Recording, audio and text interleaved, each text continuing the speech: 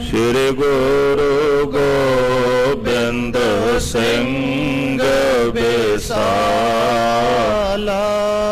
तरो तरा पर पुन पुन सीसा जी पुन पुन सीसा बंदा बार बार जगदीसा एकंकारा सतगुरु तेह प्रसाद सच होए।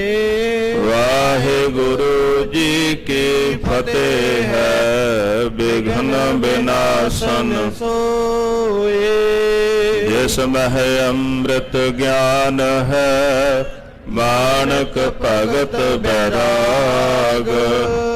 गुरु ग्रंथ साहिब उधद बंदों कर अनुराग।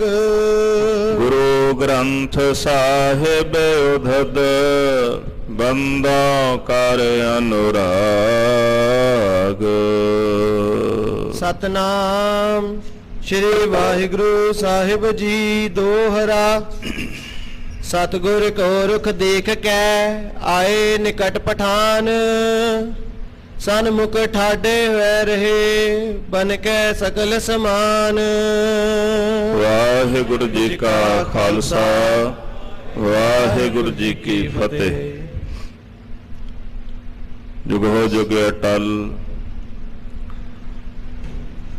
चवर छतर तख्त के मालिक साहिब कमाल।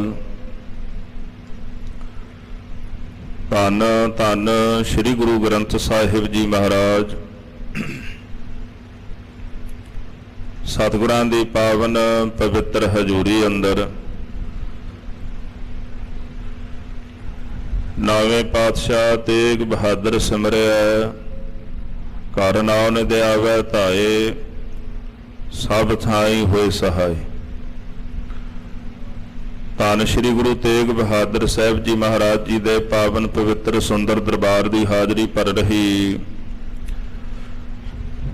गुरु रूप गुरु खालसा साध संगत जी।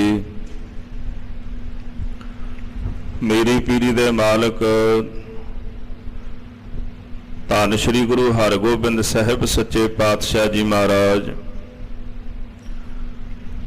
आप जी दे पावन पवित्र जीवन का लड़ीवार इतिहास आप जी सरवण कर रहे हो। नानक मते दी धरती उपर सिद्धां वल्लों सतगुरां दे पावन स्थान की कीती बेअदबी नूं ना सहारदिआं सतगुरां दे सेवक भाई अलमस्त ने महाराज नूं याद कीता। सिख की भावना जाणदिआं गुरु हरगोबिंद साहिब जी ने नानक मते नूं चाले पाए ने। फौजां नूं नाल लैके महाराज जी करतारपुर साहिब की धरती ते पहुंचे ने। करतारपुर साहिब दे नेड़े वड्डे मीर नाम का नगर पैंदा है। उस नगर विच रहिंदे होए पठाणा नूं जदों पता लग्या आपस विच उन्हां ने सलाह मशवरा कीता चल के महाराज दे दर्शन करदे आ। जे चाकरी ते रख लैणगे भली गल है नहीं तां दर्शन तां कर ही लवांगे। 10 कु पठान इकट्ठे हो करके श्री गुरु हरगोबिंद साहिब जी महाराज दे चरणा विच श्री करतारपुर साहिब पहुंचे ने। महाराज का दरबार सजिया। दरबार के सामने आके जिथे महाराज की दृष्टि पैंदी उत्थे आके पठान खलो गए। गुरु हरगोबिंद साहिब जी महाराज की जदों निगाह पई तो उन्हां पठाणा नूं महाराज सच्चे पातशाह ने सुनेहा भेजिया कि कौन हो भाई, कित्थों आए हो। उन्होंने आख्या महाराज जी तुहाडे दर्शनां नूं आए आ, जे चाकरी मिले तो भली गल है नहीं तो तुहाडे दीदार धो जावणगे। उन्होंने महाराज सच्चे पातशाह ने अपने दरबार विच सज्जिया। शस्त्रधारी ने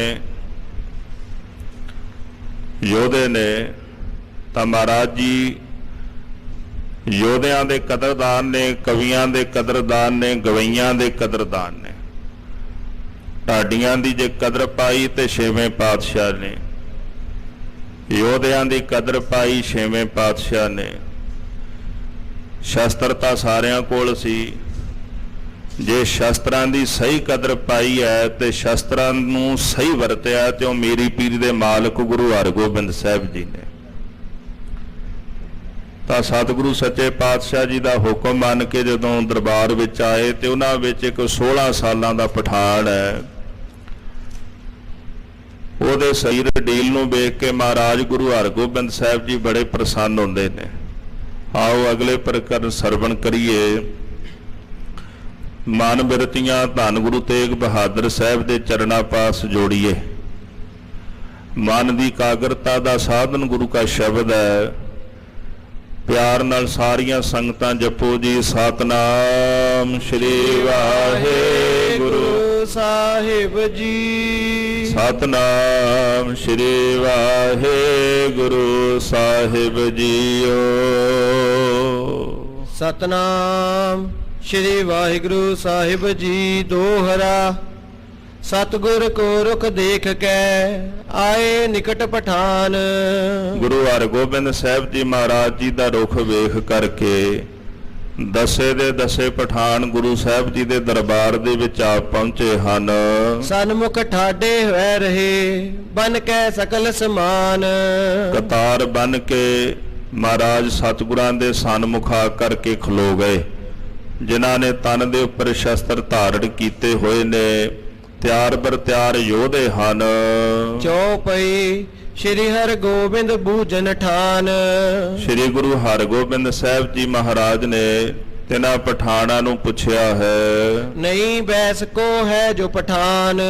ਕਿ ਤੁਹਾਡੇ ਵਿੱਚ ਜਿਹੜਾ ਨਵੀਂ ਉਮਰ ਦਾ ਪਠਾਨ ਹੈ, ਕਿਸ ਕੋ ਪੁੱਤਰ ਨਾਮ ਕਿਆ ਹੈ। ਇਹਦਾ ਨਾਮ ਕੀ ਹੈ, ਇਹਦੇ ਪਿਤਾ ਦਾ ਨਾਮ ਕੀ, ਕਿਸ ਦਾ ਇਹ ਪੁੱਤਰ ਹੈ। ਤੁਮ ਡਿਗ ਬਸੈ ਕੇ ਅਨਤੈ ਰਹੈ। ਇਹ ਤੁਹਾਡੇ ਕੋਲ ਰਹਿੰਦਾ ਹੈ ਜਾਂ ਇਹਦਾ ਕੋਈ ਨਗਰ ਹੋਰ ਹੈ, ਕਿਸੇ ਹੋਰ ਨਗਰ ਦਾ ਇਹ ਰਹਿਣ ਵਾਲਾ ਹੈ। ਸੁਨ ਇਸਮਾਇਲ ਖਾਨ ਬਖਾਨੇ। ਜਿਹੜਾ ਉਹਨਾਂ ਪਠਾਨਾਂ ਦੇ ਵਿੱਚ ਇਸਮਾਇਲ ਖਾਨ ਸੀ, ਮਹਾਰਾਜ ਗੁਰੂ ਹਰਗੋਬਿੰਦ ਸਾਹਿਬ ਦੇ ਬਚਨ ਸੁਣ ਕੇ ਬੇਨਤੀ ਕਰਨ ਲੱਗਾ, ਗੁਰੂ ਗਰੀਬ ਨਿਵਾਜ ਮਹਾਨੇ। ਹੇ ਗੁਰੂ ਗਰੀਬ ਨਵਾਜ, ਆਪ ਜੀ ਬੜੇ ਦਿਆਲੂ ਕਿਰਪਾਲੂ ਹੋ, ਗਰੀਬਾਂ ਨੂੰ ਨਿਵਾਜਣ ਵਾਲੇ, ਦੀਨਾਂ ਉੱਪਰ ਦਇਆ ਕਰਨ ਵਾਲੇ। ਤੁਹਾਡੇ ਜਿਹਾ ਹੋਰ ਕੋਈ ਇਸ ਜੱਗ ਵਿੱਚ ਹੋਰ ਨਹੀਂ ਹੈ, ਜੈਸੇ ਆਪ ਜੀ ਮਿਹਰਬਾਨ ਹੋ। ਆਲਮਪੁਰਾ ਗਿਲਜਿਆ ਨਾਮਾ। ਸਤਿਗੁਰੂ ਆਲਮਪੁਰਾ ਨਾਮ ਦਾ ਇੱਕ ਗਿਲਜੀਆ ਇਹ ਨਗਰ ਹੈ। ਪੂਰਬ ਹੁਤੋ ਤਹਾਂ ਇਸ ਤਾਮਾ। ਇਸ ਪਠਾਨ ਦਾ ਪਹਿਲਾ ਜਿਹੜਾ ਘਰ ਹੈ ਉਹ ਆਲਮਪੁਰਾ ਗਿਲਜੀਆ ਦੇ ਵਿੱਚ ਸੀ। ਹੁਤੇ ਨਾਨਕੇ ਮੀਰ ਵੱਡੇ ਮਹਿ। ਇਸ ਬਾਲਕ ਦੇ ਜਿਹੜੇ ਨਾਨਕੇ ਸਨ ਉਹ ਵੱਡੇ ਮੀਰ ਨਗਰ ਦੇ ਵਿੱਚ ਸਨ। ਸੁਰਤ ਸੰਭਾਰੀ ਬੜੇ ਹੋਏ ਤਹਿ। ਇਸ ਬਾਲਕ ਨੇ ਆਪਣੀ ਸੁਰਤ ਜਿਹੜੀ ਇੱਥੇ ਹੀ ਸੰਭਾਲੀ, ਇੱਥੇ ਹੀ ਉਹ ਵੱਡਾ ਹੋਇਆ ਹੈ। ਮਾਦਰ ਪਿਦਰ ਪਿਸਤ ਕੋ ਗਏ। ਇਹਦੇ ਜਿਹੜੇ ਮਾਤਾ ਪਿਤਾ ਨੇ ਛੋਟੇ ਹੁੰਦਿਆਂ ਹੀ ਉਹ ਪਿਸਤਾਂ ਨੂੰ ਚਲੇ ਗਏ ਨੇ, ਭਾਵ ਉਹਨਾਂ ਨੇ ਸਰੀਰ ਤਿਆਗ ਦਿੱਤਾ, ਅਕਾਲ ਬਸ ਹੋ ਗਏ ਹਨ। ਇਸ ਲਗ ਕੋਹੀ ਤਿਆਗਤ ਪਏ। ਇਹ ਛੋਟਾ ਜਿਹਾ ਹੁੰਦਾ ਸੀ, ਇਹਨੂੰ ਕੱਲਿਆਂ ਨੂੰ ਤਿਆਗ ਕਰਕੇ ਉਹ ਇਸ ਤਰ੍ਹਾਂ ਦੁਨੀਆ ਛੱਡ ਕੇ ਚਲੇ ਗਏ। ਮਮ ਪਗਨੀ ਸੁਤ ਲਾਗਤ ਜਾਨਾ। ਤੇ ਇਹ ਜਿਹੜਾ ਬਾਲਕ ਮੇਰੀ ਭੈਣ ਦਾ ਪੁੱਤਰ ਹੈ, ਲੈ ਪਾਰਿਓ ਮੋਹਿ ਆਪਣੇ ਖਾਨਾ। ਇਹਨੂੰ ਫਿਰ ਮੈਂ ਆਪਣੇ ਨਗਰ ਵੱਡੇ ਮੀਰ ਲੈ ਆਇਆ, ਪੁੱਤਰਾ ਵਾਂਗੂ ਘਰ ਦੇ ਵਿੱਚ ਰੱਖ ਕੇ ਮੈਂ ਆਪ ਇਹਦੀ ਪਾਲਣਾ ਕੀਤੀ ਹੈ। ਕੁਛ ਕ ਹੋਸ਼ ਅਬ ਕਰੀ ਸੰਭਾਸਖ। ਇਸ ਤਰ੍ਹਾਂ ਮਹਾਰਾਜ ਜੀ ਇਹਨੇ ਹੁਣ ਕੁਝ ਆਪਣੀ ਹੋਸ਼ ਸੰਭਾਲੀ ਹੈ, ਹੁਣ ਵੱਡਾ ਹੋਇਆ, ਹੁਣ ਇਹਨੂੰ ਸੋਝੀ ਪੈ ਗਈ ਹੈ। ਤਰ ਕਰ ਅੰਗ ਵਿਖੈ ਹਥਿਆਰਨ। ਇਸ ਤਰ੍ਹਾਂ ਆਪਣੇ ਸਰੀਰ ਉੱਪਰ ਹੁਣ ਹਥਿਆਰ ਵੀ ਇਹ ਧਾਰਨ ਕਰਦਾ ਹੈ। ਦਰਸ ਆਪ ਕੇ ਆਇਓ ਸੰਗ। ਤੇ ਸਾਡੇ ਨਾਲ ਆਪ ਜੀ ਦੇ ਦਰਸ਼ਨ ਕਰਨ ਵਾਸਤੇ ਇੱਥੇ ਚੱਲ ਕੇ ਆਇਆ ਹੈ। ਕਰ ਚਿਤ ਚੋਪ ਬਿਲੰਦ ਉਮੰਗ, ਆਪਣੇ ਚਿੱਤ ਦੇ ਅੰਦਰ ਬੜੀ ਖੁਸ਼ੀ ਤੇ ਉਤਸ਼ਾਹ ਧਾਰਨ ਕਰਕੇ ਮਹਾਰਾਜ ਤੁਹਾਡੇ ਦਰਬਾਰ ਵਿੱਚ ਵੀ ਹਾਜ਼ਰ ਹੋਇਆ ਹੈ। ਪੈਂਦੇ ਖਾਨ ਨਾਮ ਕੋ ਕਹੈ, ਇਸ ਬਾਲਕ ਦਾ ਨਾਮ ਪੈਂਦੇ ਖਾਂ ਹੈ ਅਬਲੋ ਹਮਰੇ ਹੀ ਘਰ ਰਹੈ। ਤੇ ਅਜੇ ਤਾਈਂ ਤਾਂ ਇਹ ਬਾਲਕ ਮਹਾਰਾਜ ਜੀ ਸਾਡੇ ਘਰ ਦੇ ਵਿੱਚ ਹੀ ਰਹਿੰਦਾ, ਕਿਉਂਕਿ ਅਨਾਥ ਹੈ। ਇਹਦੇ ਮਾਤਾ ਪਿਤਾ ਚਾਲਾ ਪਾ ਗਏ ਹਨ।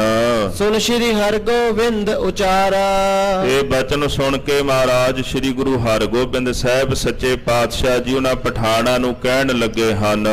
ਅਬ ਤੋ ਹੋਣ ਲਗਿਓ ਹੁਸ਼ਿਆਰਾ, ਪਾਤਸ਼ਾਹ ਕਹਿੰਦੇ ਹੁਣ ਤਾਂ ਇਹ ਹੁਸ਼ਿਆਰ ਹੋਣ ਲੱਗ ਪਿਆ ਹੈ। ਸੁਰਤ ਸੰਭਾਲ ਲਈ ਸੋਝੀ ਆ ਗਈ, ਇਹਨੂੰ ਜਵਾਨ ਹੋਣ ਲੱਗ ਪਿਆ ਹੈ। ਮਹਾਡੀਲ ਹੋਏ ਸ਼ਸਤਰ ਧਰੈਆ, ਜਿਉਂ-ਜਿਉਂ ਇਹਦੀ ਉਮਰ ਵਧੇਗੀ ਨਾ ਤਿਉਂ-ਤਿਉਂ ਇਹਦਾ ਕੱਦ ਵੀ ਵਧੇਗਾ ਤੇ ਸਰੀਰ ਦੇ ਉੱਪਰ ਚੰਗੇ ਵਧੀਆ ਸ਼ਸਤਰ ਇਹ ਧਾਰਨ ਕਰੇਗਾ। ਸੰਗਰ ਮੈਂ ਬੜ ਕਾਜ ਕਰਾਇਆ, ਤੇ ਜਦੋਂ ਲੋੜ ਪਏਗੀ ਮੈਦਾਨੇ ਜੰਗ ਵਿੱਚ ਵੱਡੇ ਵੱਡੇ ਕਾਰਜ ਵੀ ਇਹ ਜ਼ਰੂਰ ਕਰੇਗਾ। ਜੇ ਚਾਕਰ ਇਸ ਰਾਖਨ ਕਰੈ, ਤੇ ਜੇਕਰ ਅਸੀਂ ਇਹਨੂੰ ਆਪਣੇ ਕੋਲ ਆਪਣਾ ਚਾਕਰ ਰੱਖ ਲਈਏ, ਰਹਿ ਕੇ ਨਹੀਂ ਮਨੋਰਥ ਤਰੈ। ਇਹ ਸਾਡੇ ਕੋਲ ਚਾਕਰ ਰਹਿਣਾ ਚਾਹੁੰਦਾ ਹੈ, ਸਾਡੇ ਕੋਲ ਨੌਕਰੀ ਕਰਨਾ ਚਾਹੁੰਦਾ ਹੈ, ਜਾਂ ਫਿਰ ਇਹਨੇ ਆਪਣੇ ਮਨ ਵਿੱਚ ਸਾਡੇ ਕੋਲ ਨਾ ਰਹਿਣ ਦਾ ਮਨੋਰਥ ਧਾਰਨ ਕੀਤਾ ਵੀ ਕਿਤੇ ਹੋਰ ਜਾ ਕੇ ਚਾਕਰੀ ਕਰਨਾ ਚਾਹੁੰਦਾ ਹੈ। ਬੋਹਰ ਖਾਨ ਗੁਰ ਸੰਗ ਬਖਾਨਾ, ਇਹ ਬਚਨ ਸੁਣ ਕਰਕੇ ਜਿਹੜਾ ਇਸਮਾਇਲ ਖਾਨ ਸੀ ਉਹਨੇ ਮਹਾਰਾਜ ਦੇ ਪਾਵਨ ਚਰਨਾਂ ਵਿੱਚ ਬੇਨਤੀ ਕੀਤੀ। ਸਗਲ ਪਠਾਨਨ ਕੋਮ ਜੋ ਜਾਨਾ, ਸਤਿਗੁਰ ਜੀ ਜਿਹੜੀ ਪਠਾਨਾਂ ਦੀ ਕੌਮ ਹੈ ਨਾ, ਇਹਨਾਂ ਦਾ ਕੰਮ ਹੀ ਇਸ ਤਰ੍ਹਾਂ ਚਾਕਰੀ ਕਰਨਾ ਹੈ। ਇਨਕੋ ਕਾਮ ਚਾਕਰੀ ਹੈ, ਇਸ ਤਰ੍ਹਾਂ ਇਹ ਬਾਦਸ਼ਾਹਾਂ ਦੀ, ਉਮਰਾਵਾਂ ਦੀ, ਨਵਾਬਾਂ ਦੀ, ਹੁਕਮਰਾਨਾਂ ਦੀ ਜਾ ਜਾ ਕੇ ਚਾਕਰੀ ਕਰਦੇ ਹਨ। ਤੁਮ ਸਮ ਕੇਸਾ ਮਾਪੀ ਰਹੈ, ਜਿਵੇਂ ਆਪ ਜੀ ਵਰਗੇ ਵੱਡੇ ਲੋਕ ਨੇ ਮਹਾਰਾਜ ਜੀ, ਉਹਨਾਂ ਦੇ ਕੋਲ ਜਾ ਕੇ ਚਾਕਰੀ ਕਰਦੇ ਨੇ ਜਿਹੜੇ ਪਠਾਨ ਹਨ। ਕਰਹਿ ਆਪਨੀ ਨਿਤ ਗੁਜਰਾਨ, ਤੇ ਸਾਡੀ ਗੁਜਰਾਨ ਦਾ ਤਾਂ ਸਾਧਨ ਹੀ ਇਹੀ ਹੈ। ਅਸੀਂ ਯੋਧੇ ਆ, ਸ਼ਸਤਰ ਧਾਰੀ ਆ, ਤੇ ਜਾ ਕੇ ਅਸੀਂ ਵੱਡੇ ਵੱਡੇ ਰਾਜਿਆਂ ਕੋਲ, ਮਹਾਰਾਜਿਆਂ ਕੋਲ ਚਾਕਰੀ ਕਰਦੇ ਆ ਤੇ ਆਪਣੀ ਗੁਜਰਾਨ ਕਰਦੇ ਹਾਂ। ਜਿਸ ਕੀ ਜੈਸਹਿ ਬਨੈ ਜਹਾਨ, ਜਹਾਨ ਦੇ ਵਿੱਚ ਜਿਹਦਾ ਰੁਜ਼ਗਾਰ ਜਿਸ ਤਰ੍ਹਾਂ ਦਾ ਉਦਾਂ ਦਾ ਰੁਜ਼ਗਾਰ ਕਰਦਾ ਹੈ। ਜਿਵੇਂ ਕਿਸੇ ਦਾ ਗੁਜ਼ਾਰਾ ਹੁੰਦਾ ਮਹਾਰਾਜ, ਉਸੇ ਤਰ੍ਹਾਂ ਹੀ ਉਹ ਆਪਣਾ ਗੁਜ਼ਾਰਾ ਕਰਦਾ ਹੈ। ਤਕਰੀ ਤੁਲਨ ਕੇ ਖੇਤੀ ਕਰਨੀ, ਜਿਵੇਂ ਜਗਤ ਦੇ ਵਿੱਚ ਕੁਝ ਲੋਕ ਤੱਕੜੀ ਤੋਲਦੇ ਨੇ, ਦੁਕਾਨ ਬਣਾ ਕੇ ਪਰਚੂਨ ਦੀ ਸਮਾਨ ਆਦਿਕ ਲੋਕਾਂ ਨੂੰ ਵੇਚਦੇ ਨੇ। ਕਈ ਲੋਕ ਆਪਣੀ ਖੇਤੀ ਕਰਦੇ ਹਨ। ਜੇ ਇਤਿਆਦ ਕਾਰ ਜਗ ਬਰਨੀ, ਇਸ ਤੋਂ ਇਲਾਵਾ ਜਗਤ ਵਿੱਚ ਵੀ ਹੋਰ ਬਹੁਤ ਸਾਰੀਆਂ ਮਹਾਰਾਜ ਇਹੋ ਜੀਆਂ ਕਾਰਾਂ ਨੇ, ਬਹੁਤ ਸਾਰੇ ਕਾਰਜ ਨੇ ਜਿਹਨੂੰ ਕਰਕੇ ਲੋਕ ਆਪਣਾ ਗੁਜ਼ਰਾਨ ਕਰਦੇ ਹਨ। ਕਰੈ ਪਠਾਨਨ ਅੰਗੀਕਾਰਾ, ਪਰ ਜਿਹੜੇ ਪਠਾਨ ਨੇ ਉਹ ਕਿਸੇ ਤਰ੍ਹਾਂ ਦੀ ਕਾਰ ਅੰਗੀਕਾਰ ਨਹੀਂ ਕਰਦੇ। ਨਾ ਉਹ ਤੱਕੜੀ ਤੋਲਦੇ ਨੇ, ਨਾ ਖੇਤੀ ਕਰਦੇ, ਨਾ ਕੋਈ ਹੋਰ ਕੰਮਕਾਰ ਕਰਦੇ ਨੇ। ਪਠਾਨਾਂ ਦਾ ਕੰਮ ਹੈ ਸ਼ਸਤਰ ਧਾਰਨ ਕਰਕੇ ਮੈਦਾਨੇ ਜੰਗ ਵਿੱਚ ਮਰਨਾ ਔਰ ਮਾਰਨਾ। ਅਸੀਂ ਇਹੀ ਆਪਣਾ ਕਾਰਜ ਕਰਦੇ ਹਾਂ। ਇਨਕੋ ਹਿਤ ਹੈ ਜੰਗ ਅਖਾਰਾ, ਪਠਾਨਾਂ ਦਾ ਜਿਹੜਾ ਪ੍ਰੇਮ ਹੈ ਉਹ ਜੰਗ ਅਖਾੜਿਆਂ ਦੇ ਨਾਲ ਹੀ ਹੈ। ਮਿਹਰਬਾਨਗੀ ਆਪ ਜੇ ਧਰੋ, ਤੇ ਜੇਕਰ ਆਪ ਜੀ ਮਹਾਰਾਜ ਮਿਹਰਬਾਨਗੀ ਕਰੋ, ਰਾਖੋ ਡਿਗ ਪ੍ਰਤਪਾਰਨ ਕਰੋ। ਤੇ ਪੈਂਦੇ ਖਾਂ ਨੂੰ ਤੁਸੀਂ ਆਪਣੇ ਕੋਲ ਚਾਕਰ ਰੱਖ ਲਓ ਤੇ ਇਹਨੂੰ ਪਾਲ ਲਓ। ਇਹ ਪਠਾਨ ਕੋ ਪੂਤ ਮਹਾਨੋ, ਪੈਂਦੇ ਖਾਂ ਵੀ ਕਿਸੇ ਪਠਾਨ ਦਾ ਪੁੱਤਰ ਹੈ। ਕਰਹਿ ਕਾਜ ਜਬ ਤੁਮ ਰਣ ਠਾਨੋ, ਜਦੋਂ ਤੁਸੀਂ ਜੰਗ ਕਰੋਗੇ ਮਹਾਰਾਜ, ਮੈਦਾਨੇ ਜੰਗ ਵਿੱਚ ਤੁਹਾਡੇ ਬੜੇ ਕਾਰਜ ਕਰੇਗਾ। ਜੇ ਪਰ ਵਸਤ ਕਰੋ ਤੁਮ ਆਛੇ, ਜੇਕਰ ਆਪ ਜੀ ਇਹਦੀ ਚੰਗੀ ਤਰ੍ਹਾਂ ਪਰਵਰਿਸ਼ ਕਰੋਗੇ, ਚੰਗੀ ਤਰ੍ਹਾਂ ਇਹਦੀ ਪ੍ਰਤਪਾਲਣਾ ਕਰੋਗੇ, ਮਿਲੇ ਪਦਾਰਥ ਜਸ ਮਨ ਬਾਛੇ। ਜਿਵੇਂ ਇਹ ਮਨ ਵਿੱਚ ਚਾਹੇ, ਜੇਕਰ ਉਸ ਤਰ੍ਹਾਂ ਦੇ ਖਾਣ ਵਾਸਤੇ ਨੂੰ ਪਦਾਰਥ ਮਿਲ ਜਾਵਣ। ਬੋਹਰ ਦੇਖੀਏ ਢੀਲ ਬਿਲੰਦ, ਪਾਤਸ਼ਾਹ ਫਿਰ ਵੇਖਿਓ ਇਹਦੇ ਸਰੀਰ ਦਾ ਕੱਦ ਕਿਵੇਂ ਨਿਕਲਦਾ ਹੈ। ਇਹ ਏਕਲ ਹੀ ਸਮ ਨਰ ਬ੍ਰਿੰਦ, ਇਹ ਕੱਲਾ ਜਾਣਾ ਫਿਰ ਕਈ ਯੋਧਿਆਂ ਦੇ ਬਰਾਬਰ ਹੋਇਆ ਕਰੇਗਾ। ਜਿਉਂ-ਜਿਉਂ ਇਹਦੀ ਡੀਲ ਡੌਲ ਵਧੇਗੀ ਨਾ, ਹੋਰ ਬਲੀ ਬਣੇਗਾ ਤੇ ਕੱਲਾ ਜਾਣਾ ਕਈਆਂ ਦਾ ਮੁਕਾਬਲਾ ਕਰ ਸਕੇਗਾ। ਬਲੀ ਵਿਸਾਲ ਹੋਏ ਜਸ ਤਨ ਹੈ, ਹੁਣ ਜਿਸ ਤਰ੍ਹਾਂ ਇਹਦੇ ਸਰੀਰ ਦੀ ਡੀਲ ਡੌਲ ਹੈ, ਇਸ ਤਰ੍ਹਾਂ ਮਹਾਰਾਜ ਆਉਣ ਵਾਲੇ ਸਮੇਂ ਵਿੱਚ ਵੀ ਇਹ ਬੜਾ ਬਲੀ ਬਣੇਗਾ। ਰਾਖੋ ਨਿਕਟ ਬੀਰ ਬਰਬਨ ਹੈ। ਕਿਰਪਾ ਕਰਕੇ ਇਹਨੂੰ ਆਪਣੇ ਕੋਲ ਆਪਣਾ ਚਾਕਰ ਰੱਖ ਲਓ ਤੇ ਬੜਾ ਵੱਡਾ ਯੋਧਾ ਇਹ ਬਣੇਗਾ। ਸ੍ਰੀ ਹਰਿ ਗੋਬਿੰਦ ਬੋਹਰ ਸੁਨਾਇਓ। ਇਹ ਬਚਨ ਸੁਣ ਕੇ ਮਹਾਰਾਜ ਸ੍ਰੀ ਗੁਰੂ ਹਰਗੋਬਿੰਦ ਸਾਹਿਬ ਜੀ ਨੇ ਪਠਾਣਾਂ ਨੂੰ ਆਖਿਆ, ਅਬ ਤੋ ਦਰਸ਼ਨ ਕੇ ਹਿਤ ਆਇਓ। ਸਤਿਗੁਰੂ ਕਹਿੰਦੇ ਹੁਣ ਤਾਂ ਪਹਿੰਦੇ ਖਾਂ ਸਾਡੇ ਦਰਸ਼ਨ ਕਰਨ ਵਾਸਤੇ ਆਇਆ ਹੈ। ਲੈ ਗਮਨੋ ਅਬ ਸਦਨ ਮਜਾਰੇ। ਇਸ ਤਰ੍ਹਾਂ ਕਰੋ, ਇਹਨੂੰ ਹੁਣ ਆਪਣੇ ਘਰ ਤੁਸੀਂ ਵਾਪਸ ਲੈ ਜਾਵੋ। ਪੁਨ ਆਵੈ ਉਠ ਹੋਤ ਸਕਾਰੇ। ਕੱਲ ਸਵੇਰੇ ਉੱਠ ਕੇ ਨਾ ਫੇਰ ਦੁਆਰਾ ਸਾਡੇ ਕੋਲ ਆ ਜਾਣਾ। ਰਹਿ ਸੈਨ ਮਹਿ ਪੁਰ ਕਰਤਾਰ। ਇਹ ਸਾਡੀ ਫੌਜ ਦੇ ਵਿੱਚ ਕਰਤਾਰਪੁਰ ਸਾਹਿਬ ਰਹੇਗਾ। ਹਮ ਗਮਨੈ ਪੂਰਬ ਕੋ ਤਿਆਰ। ਅਸੀਂ ਤਾਂ ਹੁਣ ਪੂਰਬ ਦੇ ਇਲਾਕੇ ਵਿੱਚ ਜਾ ਰਹੇ ਹਾਂ ਆਪਣੀਆਂ ਫੌਜਾਂ ਨਾਲ, ਤੇ ਕੁਝ ਫੌਜ ਸਾਡੀ ਕਰਤਾਰਪੁਰ ਸਾਹਿਬ ਰਹੇਗੀ। ਇਹ ਸਾਡੀ ਫੌਜ ਵਿੱਚ ਕਰਤਾਰਪੁਰ ਸਾਹਿਬ ਹੀ ਰੁਕੇਗਾ। ਕਿਤਕ ਮਾਸਨ ਮੈਂ ਚਲੇ ਆਵੇ। ਕੁਝ ਕੁ ਮਹੀਨਿਆਂ ਦੇ ਵਿੱਚ ਅਸੀਂ ਵਾਪਸ ਮੁੜ ਆਵਾਂਗੇ। ਵਸਤਰ ਸ਼ਸਤਰ ਦੇ ਵੀਰ ਬਣਾਵੇ। ਵਾਪਸ ਆ ਕੇ ਇਹਨੂੰ ਸ਼ਸਤਰ ਬਸਤਰ ਦੇ ਕੇ, ਚੰਗਾ ਘੋੜਾ ਦੇ ਕੇ ਤਿਆਰ ਬਰ ਤਿਆਰ ਯੋਧਾ ਬਣਾ ਦੇਾਂਗੇ। ਹਿਮ ਕੈ 10 ਦੀਨ ਰੁਪਈਏ। ਇਤਨੇ ਬਚਨ ਕਹਿ ਕੇ ਦੀਨ ਦਿਆਲ ਪਾਤਸ਼ਾਹ ਨੇ 10 ਰੁਪਈਏ ਦਿੱਤੇ ਹਨ। ਉਰ ਤੇ ਲਿਹੋ ਆਹਾਰ ਨ ਖਈਏ। ਸਾਹਿਬ ਕਹਿੰਦੇ ਨਗਰ ਵਿੱਚੋਂ ਤੁਸੀਂ ਆਹਾਰ ਲੈ ਕੇ ਆਪ ਛਕ ਲਓ ਤੇ ਨਾਲੇ ਪਹਿੰਦੇ ਖਾਂ ਨੂੰ ਛਕਾ ਦਿਓ। ਕਰੀ ਸਲਾਮ ਪਠਾਨ ਤਮਾਮੂ। ਜਿੰਨੇ ਵੀ ਪਠਾਨ ਸਨ ਉਹਨਾਂ ਪਠਾਨਾਂ ਨੇ ਮਹਾਰਾਜ ਛੇਵੇਂ ਪਾਤਸ਼ਾਹ ਦੇ ਚਰਨਾਂ 'ਚ ਸਲਾਮ ਕੀਤੀ ਹੈ। ਹਰਕਤ ਹੋਏ ਕਰ ਗਮਨੇ ਤਾਮੂ। ਪ੍ਰਸੰਨ ਹੋ ਕਰਕੇ ਆਪਣੇ ਘਰ ਨੂੰ ਵਾਪਸ ਚਲੇ ਗਏ। ਸੋ ਦਿਨ ਕਰਿਓ ਬਿਤਾਵਨ ਸਾਰੋ। ਉਹ ਜਿਹੜਾ ਸਾਰਾ ਦਿਨ ਇਹਨਾਂ ਪਠਾਨਾਂ ਨੇ ਬਤੀਤ ਕੀਤਾ ਹੈ। ਨਿਸਮੈ ਸਤਗੁਰ ਖਾਏ ਆਹਾਰੋ। ਰਾਤ ਪੈ ਗਈ, ਮਹਾਰਾਜ ਸ੍ਰੀ ਗੁਰੂ ਹਰਗੋਬਿੰਦ ਸਾਹਿਬ ਜੀ ਨੇ ਲੰਗਰ ਪਾਣੀ ਛਕਿਆ। ਸੁਪਤ ਜਥਾ ਸੁਖ ਰਾਤ ਬਿਤਾਈ। ਸਤਿਗੁਰੂ ਸੱਚੇ ਪਾਤਸ਼ਾਹ ਨੇ ਆਰਾਮ ਕਰਕੇ ਸੁੱਖਾਂ ਦੇ ਸਹਿਤ ਰਾਤ ਬਤੀਤ ਕੀਤੀ ਹੈ। ਹਰੀ ਕਿਰਿਆ ਨਿਤ ਕੀ ਚਿਤ ਲਾਈ। ਅੰਮ੍ਰਿਤ ਵੇਲਾ ਹੋਇਆ, ਜਿਹੜੀ ਮਹਾਰਾਜ ਜੀ ਦੀ ਨਿਤ ਦੀ ਕਿਰਿਆ ਮਹਾਰਾਜ ਨੇ ਆਪਣੀ ਕਿਰਿਆ ਨੂੰ ਨਿਭਾਇਆ ਹੈ। ਦਿਵਸ ਚੜੇ ਪੁਨ ਸੰਗ ਚ ਆਈ। ਜਦੋਂ ਦਿਨ ਚੜਿਆ ਮਹਾਰਾਜ ਦਾ ਦੀਵਾਨ ਸਜ ਗਿਆ ਤੇ ਸੰਗਤ ਦਰਸ਼ਨਾਂ ਲਈ ਚੱਲ ਕੇ ਆਈ ਹੈ। ਦਰਸ਼ਨ ਕੋ ਸਗਰੀ ਉਮੜਾਏ। ਸਾਰੀ ਸੰਗਤ ਉਮੜ ਕੇ ਮਹਾਰਾਜ ਸੱਚੇ ਪਾਤਸ਼ਾਹ ਦੇ ਦਰਸ਼ਨਾਂ ਦਾ ਚਾਅ ਰੱਖ ਕੇ ਹਿਰਦੇ ਵਿੱਚ ਚੱਲ ਕੇ ਆਈ ਹੈ। ਬੈਠੇ ਸਤਗੁਰ ਲਾਏ ਦੀਵਾਨ। ਮਹਾਰਾਜ ਗੁਰੂ ਹਰਗੋਬਿੰਦ ਸਾਹਿਬ ਸੱਚੇ ਪਾਤਸ਼ਾਹ ਆਪਣਾ ਦੀਵਾਨ ਸਜਾ ਕੇ ਬਿਰਾਜਮਾਨ ਹੋਏ ਹਨ। ਸ਼ਬਦ ਬਿਲਾਵਲ ਕੇ ਸੁਨ ਕਾਨ। ਬਿਲਾਵਲ ਦੀ ਚੌਂਕੀ ਦਾ ਸਮਾਂ ਹੋ ਗਿਆ। ਸ੍ਰੀ ਆਸਾ ਕੀ ਵਾਰ ਦੇ ਕੀਰਤਨ ਤੋਂ ਬਾਅਦ ਬਿਲਾਵਲ ਦੀ ਚੌਂਕੀ ਦਾ ਸਮਾਂ ਹੁੰਦਾ ਹੈ। ਤਾਂ ਸਤਿਗੁਰਾਂ ਦੇ ਦਰਬਾਰ ਵਿੱਚ ਰਬਾਬੀ ਸਿੱਖਾਂ ਨੇ ਰਾਗ ਬਿਲਾਵਲ ਦੇ ਸ਼ਬਦ ਮਹਾਰਾਜ ਨੂੰ ਗਾਇਨ ਕਰਕੇ ਸਰਵਣ ਕਰਾਏ ਹਨ। ਤਰਹਿ ਉਪਾਇਨ ਅਨਗਨ ਸੰਗਤ। ਬੇਅੰਤ ਸੰਗਤਾਂ ਦਰਬਾਰ ਵਿੱਚ ਆ ਕੇ ਸਤਿਗੁਰਾਂ ਦੇ ਚਰਨਾਂ ਦੇ ਵਿੱਚ ਭੇਟਾਵਾਂ ਅਰਪਣ ਕਰਦੀਆਂ ਹਨ। ਦਰਸ਼ਨ ਕਰੈ ਥਿਰੈ ਬਨ ਪੰਗਤ। ਗੁਰਸਿੱਖ ਦਰਸ਼ਨ ਕਰਦੇ ਨੇ, ਬੜੇ ਪਿਆਰ ਦੇ ਨਾਲ ਕਤਾਰਾਂ ਬੰਨ ਕੇ ਮਹਾਰਾਜ ਦੇ ਦਰਬਾਰ ਵਿੱਚ ਬੈਠਦੇ ਹਨ। ਪੰਚ ਪਠਾਨ ਲਿਏ ਨਿਜ ਸੰਗ।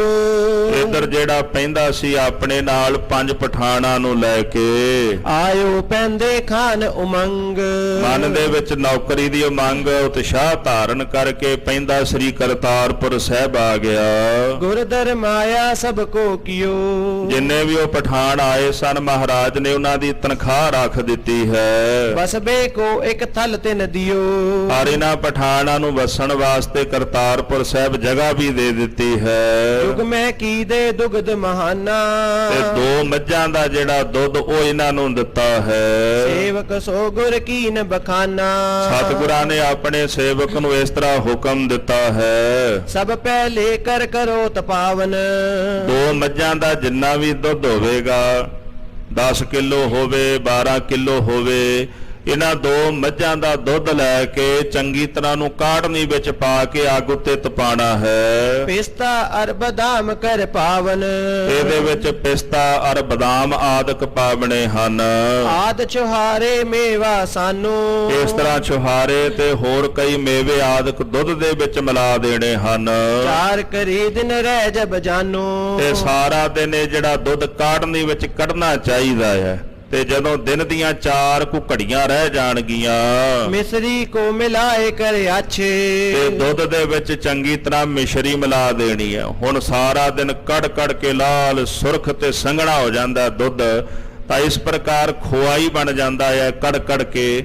ਮਹਾਰਾਜ ਜੀ ਕਹਿੰਦੇ ਜਦੋਂ ਇੰਨਾ ਦੁੱਧ 2 ਮੱਝਾਂ ਦਾ ਕੱਢ ਕੇ ਥੋੜਾ ਜਿਹਾ ਰਹਿ ਜਾਵੇ, ਉਹਦੇ ਵਿੱਚ ਚੰਗੀ ਤਰ੍ਹਾਂ ਮਿਸ਼ਰੀ ਮਿਲਾ ਦੇਣੀ ਹੈ। ਕਰੋ ਖਵਾਵਨ ਜੇ ਤੱਕ ਬਾਂਛੇ ਤੇ ਪੈਂਦਾ ਜਿੰਨਾ ਕੋ ਦੁੱਧ ਛਕਣਾ ਚਾਹੇ ਉਹਨਾਂ ਕੀ ਇਹਨੂੰ ਛਕਾ ਦੇਣਾ ਹੈ। ਪੰਜ ਰਜਤ ਪਣ ਨਿਤ ਦਰਮਾਇਆ ਤੇ ਹਰ ਰੋਜ਼ ਮਹਾਰਾਜ ਨੇ 5 ਰਜਤਪਣ ਦਾ ਦਰਮਾਹਾ ਲਾ ਦਿੱਤਾ, ਯਾਨੀ ਕਿ ਰੋਜ਼ ਦੀ 5 ਰੁਪਏ ਦੀ ਤਨਖਾਹ ਦੇ ਦਿੱਤੀ। ਇੰਨੀ ਤਨਖਾਹ ਕਿਸੇ ਵੱਡੇ ਮਹਾਂਬਲੀ ਜਿਹਦੇ ਕੋਲ ਬਹੁਤ ਜ਼ਿਆਦਾ ਤਜਰਬਾ ਹੋਵੇ ਉਹਨੂੰ ਮਿਲਦੀ ਹੈ। ਤੇ ਮਹਾਰਾਜ ਸੱਚੇ ਪਾਤਸ਼ਾਹ ਨੇ 16 ਸਾਲ ਦੀ ਉਮਰ ਵਿੱਚ 5 ਰਜਤਪਣ ਜਿਹੜੀ ਤਨਖਾਹ ਉਹ ਨਿਤ ਦੀ ਪਹਿੰਦੇ ਖਾਂ ਨੂੰ ਲਾਈ ਹੈ। ਦੇਹੋ ਪੈਂਦੇ ਖਾਂ ਕੋ ਸੁਖ ਪਾਹਾ ਸੇਵਕ ਨੂੰ ਹੁਕਮ ਦੇ ਦਿੱਤਾ ਵੀ ਇਹਨੂੰ ਰੋਜ਼ ਦੀ 5 ਰਜਤਪਣ ਦੀ ਤਨਖਾਹ ਤੁਸੀਂ ਦੇਣੀ ਹੈ। ਇਤਿਆਦਿਕ ਸੇਵਾ ਜੇ ਆਨ ਇਸ ਤੋਂ ਇਲਾਵਾ ਹੋਰ ਜਿਹੜੀ ਗੁਰੂ ਘਰ ਦੀ ਸੇਵਾ ਸੀ, ਨਿਜ ਦਾਸਨ ਸੋ ਗੁਰੂ ਬਖਾਨ ਸਤਿਗੁਰੂ ਮਹਾਰਾਜ ਨੇ ਆਪਣੇ ਸੇਵਕਾਂ ਨੂੰ ਸੇਵਾ ਦੱਸ ਦਿੱਤੀ ਹੈ। ਪ੍ਰਤਪਾਲਨ ਕੀ ਕਰ ਤਕਰਾਈ ਤੇ ਪਹਿੰਦੇ ਖਾਂ ਦੀ ਪ੍ਰਤਪਾਲਨ ਦੀ ਜਿਹੜੀ ਤਕੜਾਈ ਉਹ ਚੰਗੀ ਤਰ੍ਹਾਂ ਕਰਕੇ ਸਰਬ ਰੀਤ ਇੱਕ ਬਾਰ ਬਣਾਈ ਤੇ ਮਹਾਰਾਜ ਨੇ ਸਾਰੀ ਰੀਤ ਇੱਕੋ ਵਾਰ ਹੀ ਬਣਾ ਦਿੱਤੀ ਵੀ ਕਿੰਨਾ ਕੁ ਭੋਜਨ ਇਹਨੂੰ ਦੇਣਾ ਹੈ, ਕਿੰਨੀ ਤਨਖਾਹ ਦੇਣੀ, ਕਿੰਨਾ ਕੁ ਦੁੱਧ ਦੇਣਾ ਹੈ ਤੇ ਕਿੰਨੀ ਇਹਨੇ ਕਸਰਤ ਕਰਨੀ ਹੈ। ਇਸ ਤਰ੍ਹਾਂ ਉਹ ਸਾਰੀ ਰੀਤ ਮਹਾਰਾਜ ਸੱਚੇ ਪਾਤਸ਼ਾਹ ਨੇ ਇੱਕੋ ਵਾਰੀ ਤਿਆਰ ਕਰ ਦਿੱਤੀ। ਭਏ ਪਠਾਨ ਆਨੰਦ ਮਹਾਨੇ ਮਹਾਰਾਜ ਦੇ ਪਾਸ ਚਾਕਰੀ ਮਿਲਣੇ ਕਰਕੇ ਸਾਰੇ ਪਠਾਨ ਬੜੇ ਆਨੰਦਿਤ ਹੋਏ ਹਨ। ਗੁਰ ਕੀ ਖੁਸ਼ੀ ਵਿਸਾਲ ਪਛਾਨੇ ਤੇ ਇਹਨਾਂ ਨੇ ਆਪਣੇ ਉੱਪਰ ਸਤਿਗੁਰਾਂ ਦੀ ਮਹਾਨ ਖੁਸ਼ੀ ਨੂੰ ਜਾਣਿਆ ਹੈ। ਇੱਕ ਦਿਨ ਨਿਜ ਹਜੂਰ ਕਰਵਾਇਓ ਇੱਕ ਦਿਨ ਮਹਾਰਾਜ ਨੇ ਪਹਿੰਦੇ ਖਾਂ ਨੂੰ ਆਪਣੇ ਹਜੂਰ ਬੁਲਾ ਲਿਆ ਨਿਕਟ ਬਿਠਾਏ ਗੁਰੂ ਅਚਵਾਇਓ ਤੇ ਲਾਂਗਰੀ ਸਿੰਘ ਨੂੰ ਹੁਕਮ ਦਿੱਤਾ ਵੀ ਲੰਗਰ ਲੈ ਕੇ ਆਓ। ਪਹਿੰਦੇ ਨੂੰ ਆਪਣੇ ਸਾਹਮਣੇ ਬਿਠਾ ਕੇ ਮਹਾਰਾਜ ਨੇ ਲੰਗਰ ਛਕਵਾਇਆ ਹੈ। ਦਵੈ ਨਰ ਜੇਤਕ ਖਾਨਾ ਖਾਵੇ ਕਵੀ ਜੀ ਕਹਿੰਦੇ ਜਦੋਂ ਲੰਗਰ ਛਕ ਰਿਹਾ ਸੀ, ਜਿੰਨਾ ਕ ਲੰਗਰ 2 ਪੁਰਸ਼ ਛਕ ਲੈਂਦੇ ਹਨ ਤਿਤਕ ਖਾਏਗਾ ਪਿਕ ਹਰ ਖਾਵੇ ਤੇ ਉਹਨਾਂ ਲੰਗਰ ਪਹਿੰਦਾ ਕੱਲਾ ਹੀ ਛਕ ਗਿਆ। ਤੇ ਮਹਾਰਾਜ ਗੁਰੂ ਹਰਗੋਬਿੰਦ ਸਾਹਿਬ ਜੀ ਮਹਾਰਾਜ ਵੇਖ ਵੇਖ ਕੇ ਨਾ ਬੜੇ ਹੀ ਖੁਸ਼ ਹੁੰਦੇ ਪਹਿੰਦੇ ਵੱਲ। ਇਮਸ ਦੀਵ ਹੀ ਦੀਜੈ ਖਾਨਾ ਤੇ ਆਗਿਆ ਕਰ ਦਿੱਤੀ ਵੀ ਜਿੰਨਾ ਇਹਨੇ ਭੋਜਨ ਅੱਜ ਛਕਿਆ ਨਾ ਇਹਨੂੰ ਰੋਜ਼ ਇੰਨਾ ਹੀ ਭੋਜਨ ਦੇਣਾ ਹੈ, ਇੰਨਾ ਹੀ ਲੰਗਰ ਇਹਨੂੰ ਛਕਾਣਾ ਜਿੰਨਾ ਇਹਨੇ ਅੱਜ ਛਕਿਆ ਹੈ। ਨਿਜ ਦਾਸਨ ਸੰਗ ਗੁਰੂ ਬਖਾਨਾ ਮਹਾਰਾਜ ਸੱਚੇ ਪਾਤਸ਼ਾਹ ਨੇ ਆਪਣੇ ਸੇਵਕਾਂ ਨਾਲ ਇਹ ਬਚਨ ਕੀਤਾ ਹੈ। ਸੈਨਾ ਮਹਿ ਮਿਲਾਏ ਇਮ ਰਾਖਾ ਇਸ ਤਰ੍ਹਾਂ ਆਪਣੀ ਫੌਜ ਦੇ ਵਿੱਚ ਪਹਿੰਦੇ ਖਾਂ ਨੂੰ ਮਹਾਰਾਜ ਨੇ ਮਿਲਾ ਕੇ ਰੱਖ ਲਿਆ। ਮਹਾਬਲੀ ਹੋਏ ਔਰ ਅਬਿਲਾਖਾ ਤੇ ਹਿਰਦੇ ਵਿੱਚ ਬੜੀ ਇੱਛਾ ਸੀ ਵੀ ਮਹਾਬਲੀ ਯੋਧਾ ਹੋਵੇਗਾ, ਪਰ ਉਹਦੇ ਨਾਲ ਨਾਲ ਆਉਣ ਵਾਲੇ ਸਮੇਂ ਦੇ ਅੰਦਰ ਜੋ ਕਾਲ ਕਿਰਿਆ ਵਰਤਣੀ ਉਹਨੂੰ ਵੀ ਤਾਂ ਮਹਾਰਾਜ ਭਲੀ ਪ੍ਰਕਾਰ ਜਾਣਦੇ ਸਨ। ਇਹ ਉਹੀ ਨਗਰ ਹੈ ਜਿੱਥੇ ਪਹਿੰਦੇ ਨੂੰ ਰੱਖਿਆ ਨੌਕਰੀ ਵਿੱਚ, ਉਹੀ ਨਗਰ ਹੈ ਜਿੱਥੇ ਵੱਧ ਮਹਾਰਾਜ ਨੇ ਪਹਿੰਦੇ ਖਾਂ ਦਾ ਕੀਤਾ। ਕਰਤਾਰਪੁਰ ਸਾਹਿਬ ਰੱਖਿਆ ਵੀ ਮਹਾਰਾਜ ਨੇ ਇੱਥੇ ਸੀ ਇਹਨੂੰ ਆਪਣੇ ਕੋਲ ਫੌਜ ਦੇ ਅੰਦਰ। ਤੇ ਜਦੋਂ ਕਰਤਾਰਪੁਰ ਸਾਹਿਬ ਦਾ ਜੰਗ ਹੋਇਆ, ਵੱਡਾ ਭਾਰੀ ਜੰਗ, ਇਸੇ ਜੰਗ ਦੇ ਵਿੱਚ ਇਹ ਮਹਾਰਾਜ ਦਾ ਵਿਰੋਧੀ ਬਣ ਕੇ ਆਇਆ ਤੇ ਇਸੇ ਨਗਰ ਵਿੱਚ ਹੀ ਮਹਾਰਾਜ ਨੇ ਇਹਦਾ ਵੱਧ ਕੀਤਾ ਗੁਰੂ ਹਰਗੋਬਿੰਦ ਸਾਹਿਬ ਜੀ ਨੇ। ਤਾਂ ਜਿਹੜੀ ਇਹ ਕਾਲ ਕਿਰਿਆ ਹੈ, ਜੋ ਵਰਤਾਰਾ ਆਉਣ ਵਾਲੇ ਸਮੇਂ ਵਿੱਚ ਵਰਤਣਾ ਹੈ, ਉਹਨੂੰ ਮਹਾਰਾਜ ਭਲੀ ਪ੍ਰਕਾਰ ਜਾਣਦੇ ਨੇ। ਤਾਂ ਸਤਿਗੁਰੂ ਸੱਚੇ ਪਾਤਸ਼ਾਹ ਮਹਾਰਾਜ ਦੇ ਹਿਰਦੇ ਦੀ ਬੜੀ ਇੱਛਾ ਹੈ ਵੀ ਇਹ ਚੰਗਾ ਯੋਧਾ ਹੋਵੇ, ਇਹ ਮਹਾਂਬਲੀ ਹੋਵੇ, ਸੂਰਮਾ ਹੋਵੇ। ਇਸ ਤਰ੍ਹਾਂ ਮਹਾਰਾਜ ਸੱਚੇ ਪਾਤਸ਼ਾਹ ਨੇ ਆਪਣੇ ਪਿਆਰੇ ਸਿੱਖਾਂ ਨੂੰ ਆਗਿਆ ਕਰ ਦਿੱਤੀ ਵੀ ਇਹਨੂੰ ਹਰ ਇੱਕ ਵਸਤੂ ਦੇਣੀ ਹੈ, ਕਿਸੇ ਪਦਾਰਥ ਦੀ ਕੋਈ ਕਮੀ ਨਹੀਂ ਰਹਿਣੀ ਚਾਹੀਦੀ। ਅਗਲੀ ਪ੍ਰਾਤ ਕਰੀ ਨਿਜ ਤਿਆਰੀ ਅਗਲਾ ਦਿਨ ਹੋਇਆ, ਮਹਾਰਾਜ ਸੱਚੇ ਪਾਤਸ਼ਾਹ ਨੇ ਨਾਨਕ ਮਤੇ ਜਾਣ ਦੀ ਤਿਆਰੀ ਕਰ ਲਈ। ਸ਼ਸਤਰਤ ਰਹੇ ਕੀ ਅਸਵਾਰੀ ਮੀਰੀ ਪੀਰੀ ਦੇ ਮਾਲਕ ਨੇ ਆਪਣੇ ਸ਼ਸਤਰ ਧਾਰਨ ਕਰ ਲਏ, ਤਿਆਰ ਬਰ ਤਿਆਰ ਹੋ ਗਏ ਤੇ ਘੋੜੇ ਦੀ ਅਸਵਾਰੀ ਕੀਤੀ ਹੈ। ਸ੍ਰੀ ਗੁਰੂ ਹਰਗੋਬਿੰਦ ਗੋਬਿੰਦ ਪਿਆਨੇ। ਧੰਨ ਗੁਰੂ ਹਰਗੋਬਿੰਦ ਸਾਹਿਬ ਜੀ ਮਹਾਰਾਜ ਜੀ ਕਰਤਾਰਪੁਰ ਸਾਹਿਬ ਤੋਂ ਚੱਲ ਪਏ। 15 ਕੋਸ ਪੰਥ ਉਲਗਾਨੇ। ਚਲਦਿਆਂ ਚਲਦਿਆਂ ਮਹਾਰਾਜ ਨੇ 15 ਕੋਹਾਂ ਦਾ ਪੈਂਡਾ ਤੈਅ ਕਰ ਲਿਆ ਹੈ। ਕਰ ਡੇਰਾ ਤੈ ਨਿਸਾ ਬਿਤਾਈ। ਰਸਤੇ ਵਿੱਚ ਮਹਾਰਾਜ ਨੇ ਡੇਰਾ ਕਰਕੇ ਇੱਕ ਰਾਤ ਬਤੀਤ ਕੀਤੀ ਹੈ। ਭਈ ਭੋਰ ਮਗ ਚਲੇ ਗੁਸਾਈ। ਸਵੇਰ ਦਾ ਸਮਾਂ ਹੋਇਆ, ਇੱਥੋਂ ਮਹਾਰਾਜ ਜੀ ਅੱਗੇ ਨੂੰ ਚੱਲ ਪਏ। ਇਸੀ ਰੀਤ ਦਿਨ ਪ੍ਰਤ ਪ੍ਰਸਥਾਨ ਹੈ। ਇਸੇ ਪ੍ਰਕਾਰ ਮਹਾਰਾਜ ਜੀ ਸਾਰਾ ਦਿਨ ਚੱਲਦੇ ਗਏ ਹਨ। ਪਰੈ ਰਾਤ ਡੇਰਾ ਤਬ ਠਾਨ ਹੈ। ਜਿੱਥੇ ਵੀ ਰਾਤ ਪੈਂਦੀ ਹੈ ਉਥੇ ਆਪਣਾ ਡੇਰਾ ਕਰਦੇ। ਸਾਰਾ ਦਿਨ ਚੱਲਦੇ ਨੇ, ਰਾਤ ਪੈਂਦੀ ਡੇਰਾ ਕਰ ਲੈਂਦੇ ਹਨ। ਤੀਰਥ ਮਹਾ ਪਹੋਆ ਨਾਮੂ। ਚਲਦੇ ਚਲਦੇ ਮਹਾਰਾਜ ਜੀ ਪਹੋਆ ਦੇ ਨੇੜੇ ਜਾ ਪਹੁੰਚੇ, ਜਿੱਥੇ ਕੁਰਸ਼ੇਤਰ ਦੀ ਧਰਤੀ ਤੇ ਪਹੋਆ ਨਾਮ ਦਾ ਭਾਰੀ ਵੱਡਾ ਮਹਾਨ ਤੀਰਥ ਹੈ। ਸਾਰ ਸਤੀ ਸਲਿਤਾ ਅਬਿਰਾਮੂ। ਜਿਸ ਜਗ੍ਹਾ ਤੇ ਸੁੰਦਰ ਜਲ ਵਾਲੀ ਸਰਸਵਤੀ ਵਹਿੰਦੀ ਹੈ। ਕਨ ਪਾਪਨ ਕੋ ਖਾਪਨ ਕਰਨੀ। ਜੋ ਅਨੇਕਾਂ ਹੀ ਪਾਪਾਂ ਨੂੰ ਖਾਪ ਦੀ ਭਾਵ ਨਸ਼ਟ ਕਰਦੀ ਹੈ। ਜਿਸ ਕੀ ਮਹਿਮਾ ਬੇਦ ਸੁਬਰਨੀ। ਜਿਸ ਦੀ ਮਹਿਮਾ ਇਸ ਤਰ੍ਹਾਂ ਦੀ ਵੇਦਾਂ ਦੇ ਵਿੱਚ ਵਰਣਨ ਕੀਤੀ ਗਈ। ਵੇਦ ਕਹਿੰਦੇ ਨੇ ਵੀ ਇਸ ਤਰ੍ਹਾਂ ਉਹ ਪਾਪਾਂ ਨੂੰ ਨਸ਼ਟ ਕਰਦੀ ਹੈ। ਸੋ ਖਟ ਕੋਸ ਰਹੀ ਜਬ ਆਵਨ।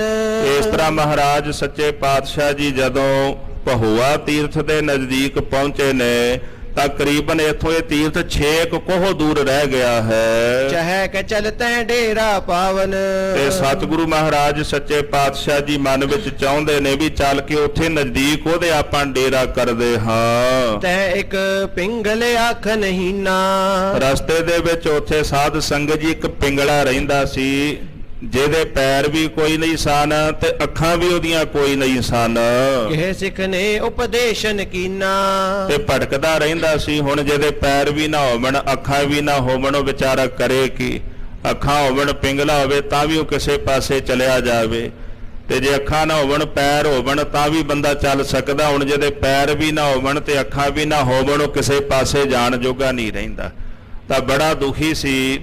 ਤੇ ਕੋਈ ਦਇਆਵਾਨ ਗੁਰੂ ਕਾ ਸਿੱਖ ਮਿਲਿਆ ਤੇ ਉਸ ਸਿੱਖ ਨੇ ਇਹਨੂੰ ਪਿੰਗਲੇ ਨੂੰ ਉਪਦੇਸ਼ ਦਿੱਤਾ ਹੈ। ਨਿਸ ਦਿਨ ਗੁਰ ਕੋ ਸਿਮਰਤ ਸੋਈ। ਉਹਨੇ ਉਪਦੇਸ਼ ਦਿੱਤਾ ਵੀ ਗੁਰੂ ਹਰਗੋਬਿੰਦ ਸਾਹਿਬ ਜੀ ਮਹਾਰਾਜ ਨੂੰ ਯਾਦ ਕਰਿਆ ਕਰ। ਉਹ ਕਹਿੰਦਾ ਵੀ ਮੈਂ ਆਪ ਤਾਂ ਚੱਲ ਕੇ ਨਹੀਂ ਨਾ ਜਾ ਸਕਦਾ ਪਿੰਗਲਾ, ਤੇ ਨਾ ਮੇਰੇ ਕੋਲ ਨੇਤਰ ਨੇ, ਕਿਵੇਂ ਪਹੁੰਚਾਂਗਾ? ਉਹ ਕਹਿੰਦੇ ਵੀ ਤੈਨੂੰ ਕਿਤੇ ਜਾਣ ਦੀ ਲੋੜ ਨਹੀਂ, ਇੱਥੇ ਬਹਿ ਕੇ ਯਾਦ ਕਰਿਆ ਕਰ, ਇੱਥੇ ਹੀ ਆ ਜਾਣਾ ਉਹਨਾਂ ਨੇ। ਤੇ ਉਹ ਜਿਹੜਾ ਪਿੰਗਲਾ ਮਹਾਰਾਜ ਦਿਨ ਰਾਤ ਗੁਰੂ ਹਰਗੋਬਿੰਦ ਸਾਹਿਬ ਜੀ ਨੂੰ ਯਾਦ ਕਰਦਾ ਹੈ। ਕਹਿ ਕੇ ਅਬ ਨਹਿ ਮੇਰੋ ਕੋਈ। ਤੇ ਹੱਥ ਜੋੜ ਕੇ ਕਹਿੰਦਾ, ਪਾਤਸ਼ਾਹ ਇਸ ਦੁਨੀਆ ਦੇ ਵਿੱਚ ਤੁਹਾਡੇ ਤੋਂ ਬਿਨਾ ਮੇਰਾ ਹੋਰ ਕੋਈ ਨਹੀਂ ਹੈ। ਮਿਲੇ ਗੁਰੂ ਸਭ ਜਗ ਕੇ ਦਾਤਾ। ਆਪ ਜੀ ਸਾਰੇ ਜਗਤ ਦੇ ਦਾਤੇ ਹੋ ਮਹਾਰਾਜ, ਕਿਰਪਾ ਕਰੋ ਆਪ ਆ ਕੇ ਮੈਨੂੰ ਮਿਲੋ। ਮੇਰੇ ਵਿੱਚ ਸਮਰੱਥਾ ਨਹੀਂ ਕਿ ਮੈਂ ਆਪ ਚੱਲ ਕੇ ਤੁਹਾਡੇ ਤਾਈਂ ਪਹੁੰਚ ਸਕਾਂ। ਤੋ ਮੇਰੋ ਸੰਕਟ ਹੋਏ ਹਾਤਾ। ਮਹਾਰਾਜ ਜੀ ਜਦੋਂ ਦਇਆ ਧਾਰ ਕੇ ਆਪ ਜੀ ਮੈਨੂੰ ਮਿਲੋਗੇ ਤਾਂ ਮੇਰਾ ਇਹ ਸੰਕਟ ਨਿਵਰਤ ਹੋਣਾ ਹੈ। ਚੱਲ ਪਹੁੰਚਣ ਕੀ ਸ਼ਕਤ ਨ ਮੇਰੀ। ਮੇਰੇ ਵਿੱਚ ਤੁਹਾਡੇ ਤਾਈਂ ਚੱਲ ਕੇ ਪਹੁੰਚਣ ਦੀ ਸ਼ਕਤੀ ਤਾਕਤ ਨਹੀਂ ਹੈ। ਆਏ ਇਹਾਂ ਤਰ ਕਿਰਪਾ ਕਨੇਰੀ। ਤੇ ਕਿਰਪਾ ਕਰਕੇ ਮਹਾਰਾਜ ਜੀ ਇੱਥੇ ਹੀ ਆਪ ਜੀ ਚੱਲ ਕੇ ਆਓ, ਇੱਥੇ ਹੀ ਆ ਕੇ ਮੇਰੇ ਤੇ ਦਇਆ ਰਹਿਮਤ ਕਰ ਦਿਓ। ਇਮ ਮਨ ਠਾਨ ਕਰਾ ਇੱਕ ਗ੍ਰਾਮੂ। ਇਸ ਤਰ੍ਹਾਂ ਸਾਧ ਸੰਗਤ ਜੀ ਮਨ ਦੇ ਵਿੱਚ ਵਿਚਾਰ ਧਾਰਨ ਕਰਕੇ ਨਾਲੇ ਅਰਦਾਸਾਂ ਕਰਦਾ, ਨਾਲੇ ਰੋਜ਼ ਮਹਾਰਾਜ ਨੂੰ ਚੇਤੇ ਕਰਦਾ। ਤੇ ਇੱਕ ਕਰਰਾ ਨਾਮ ਦਾ ਨਗਰ ਹੈ। ਗੁਰ ਸਿਮਰੈ ਤੈ ਕਰ ਬਿਸਰਾਮੂ। ਇਸੇ ਨਗਰ ਦੇ ਵਿੱਚ ਰਹਿ ਕੇ ਉਹ ਮਹਾਰਾਜ ਸੱਚੇ ਪਾਤਸ਼ਾਹ ਨੂੰ ਚੇਤੇ ਕਰਦਾ ਰਹਿੰਦਾ। ਇਸ ਕਰਰਾ ਨਗਰ ਵਿੱਚ 6ਵੇਂ ਪਾਤਸ਼ਾਹ ਵੀ ਗਏ। ਫਿਰ ਮਹਾਰਾਜ ਗੁਰੂ ਤੇਗ ਬਹਾਦਰ ਸਾਹਿਬ ਜੀ ਜਦੋਂ ਸ਼ਹਾਦਤ ਦੇਣ ਗਏ, ਉਹਨਾਂ ਨੇ ਵੀ ਇਸ ਨਗਰ ਵਿੱਚ ਚਰਨ ਪਾਏ। ਤੇ ਇੱਥੇ ਮਹਾਰਾਜ 10ਵੇਂ ਪਾਤਸ਼ਾਹ ਵੀ ਆਏ ਸਨ ਇਸ ਨਗਰ ਦੇ ਵਿੱਚ।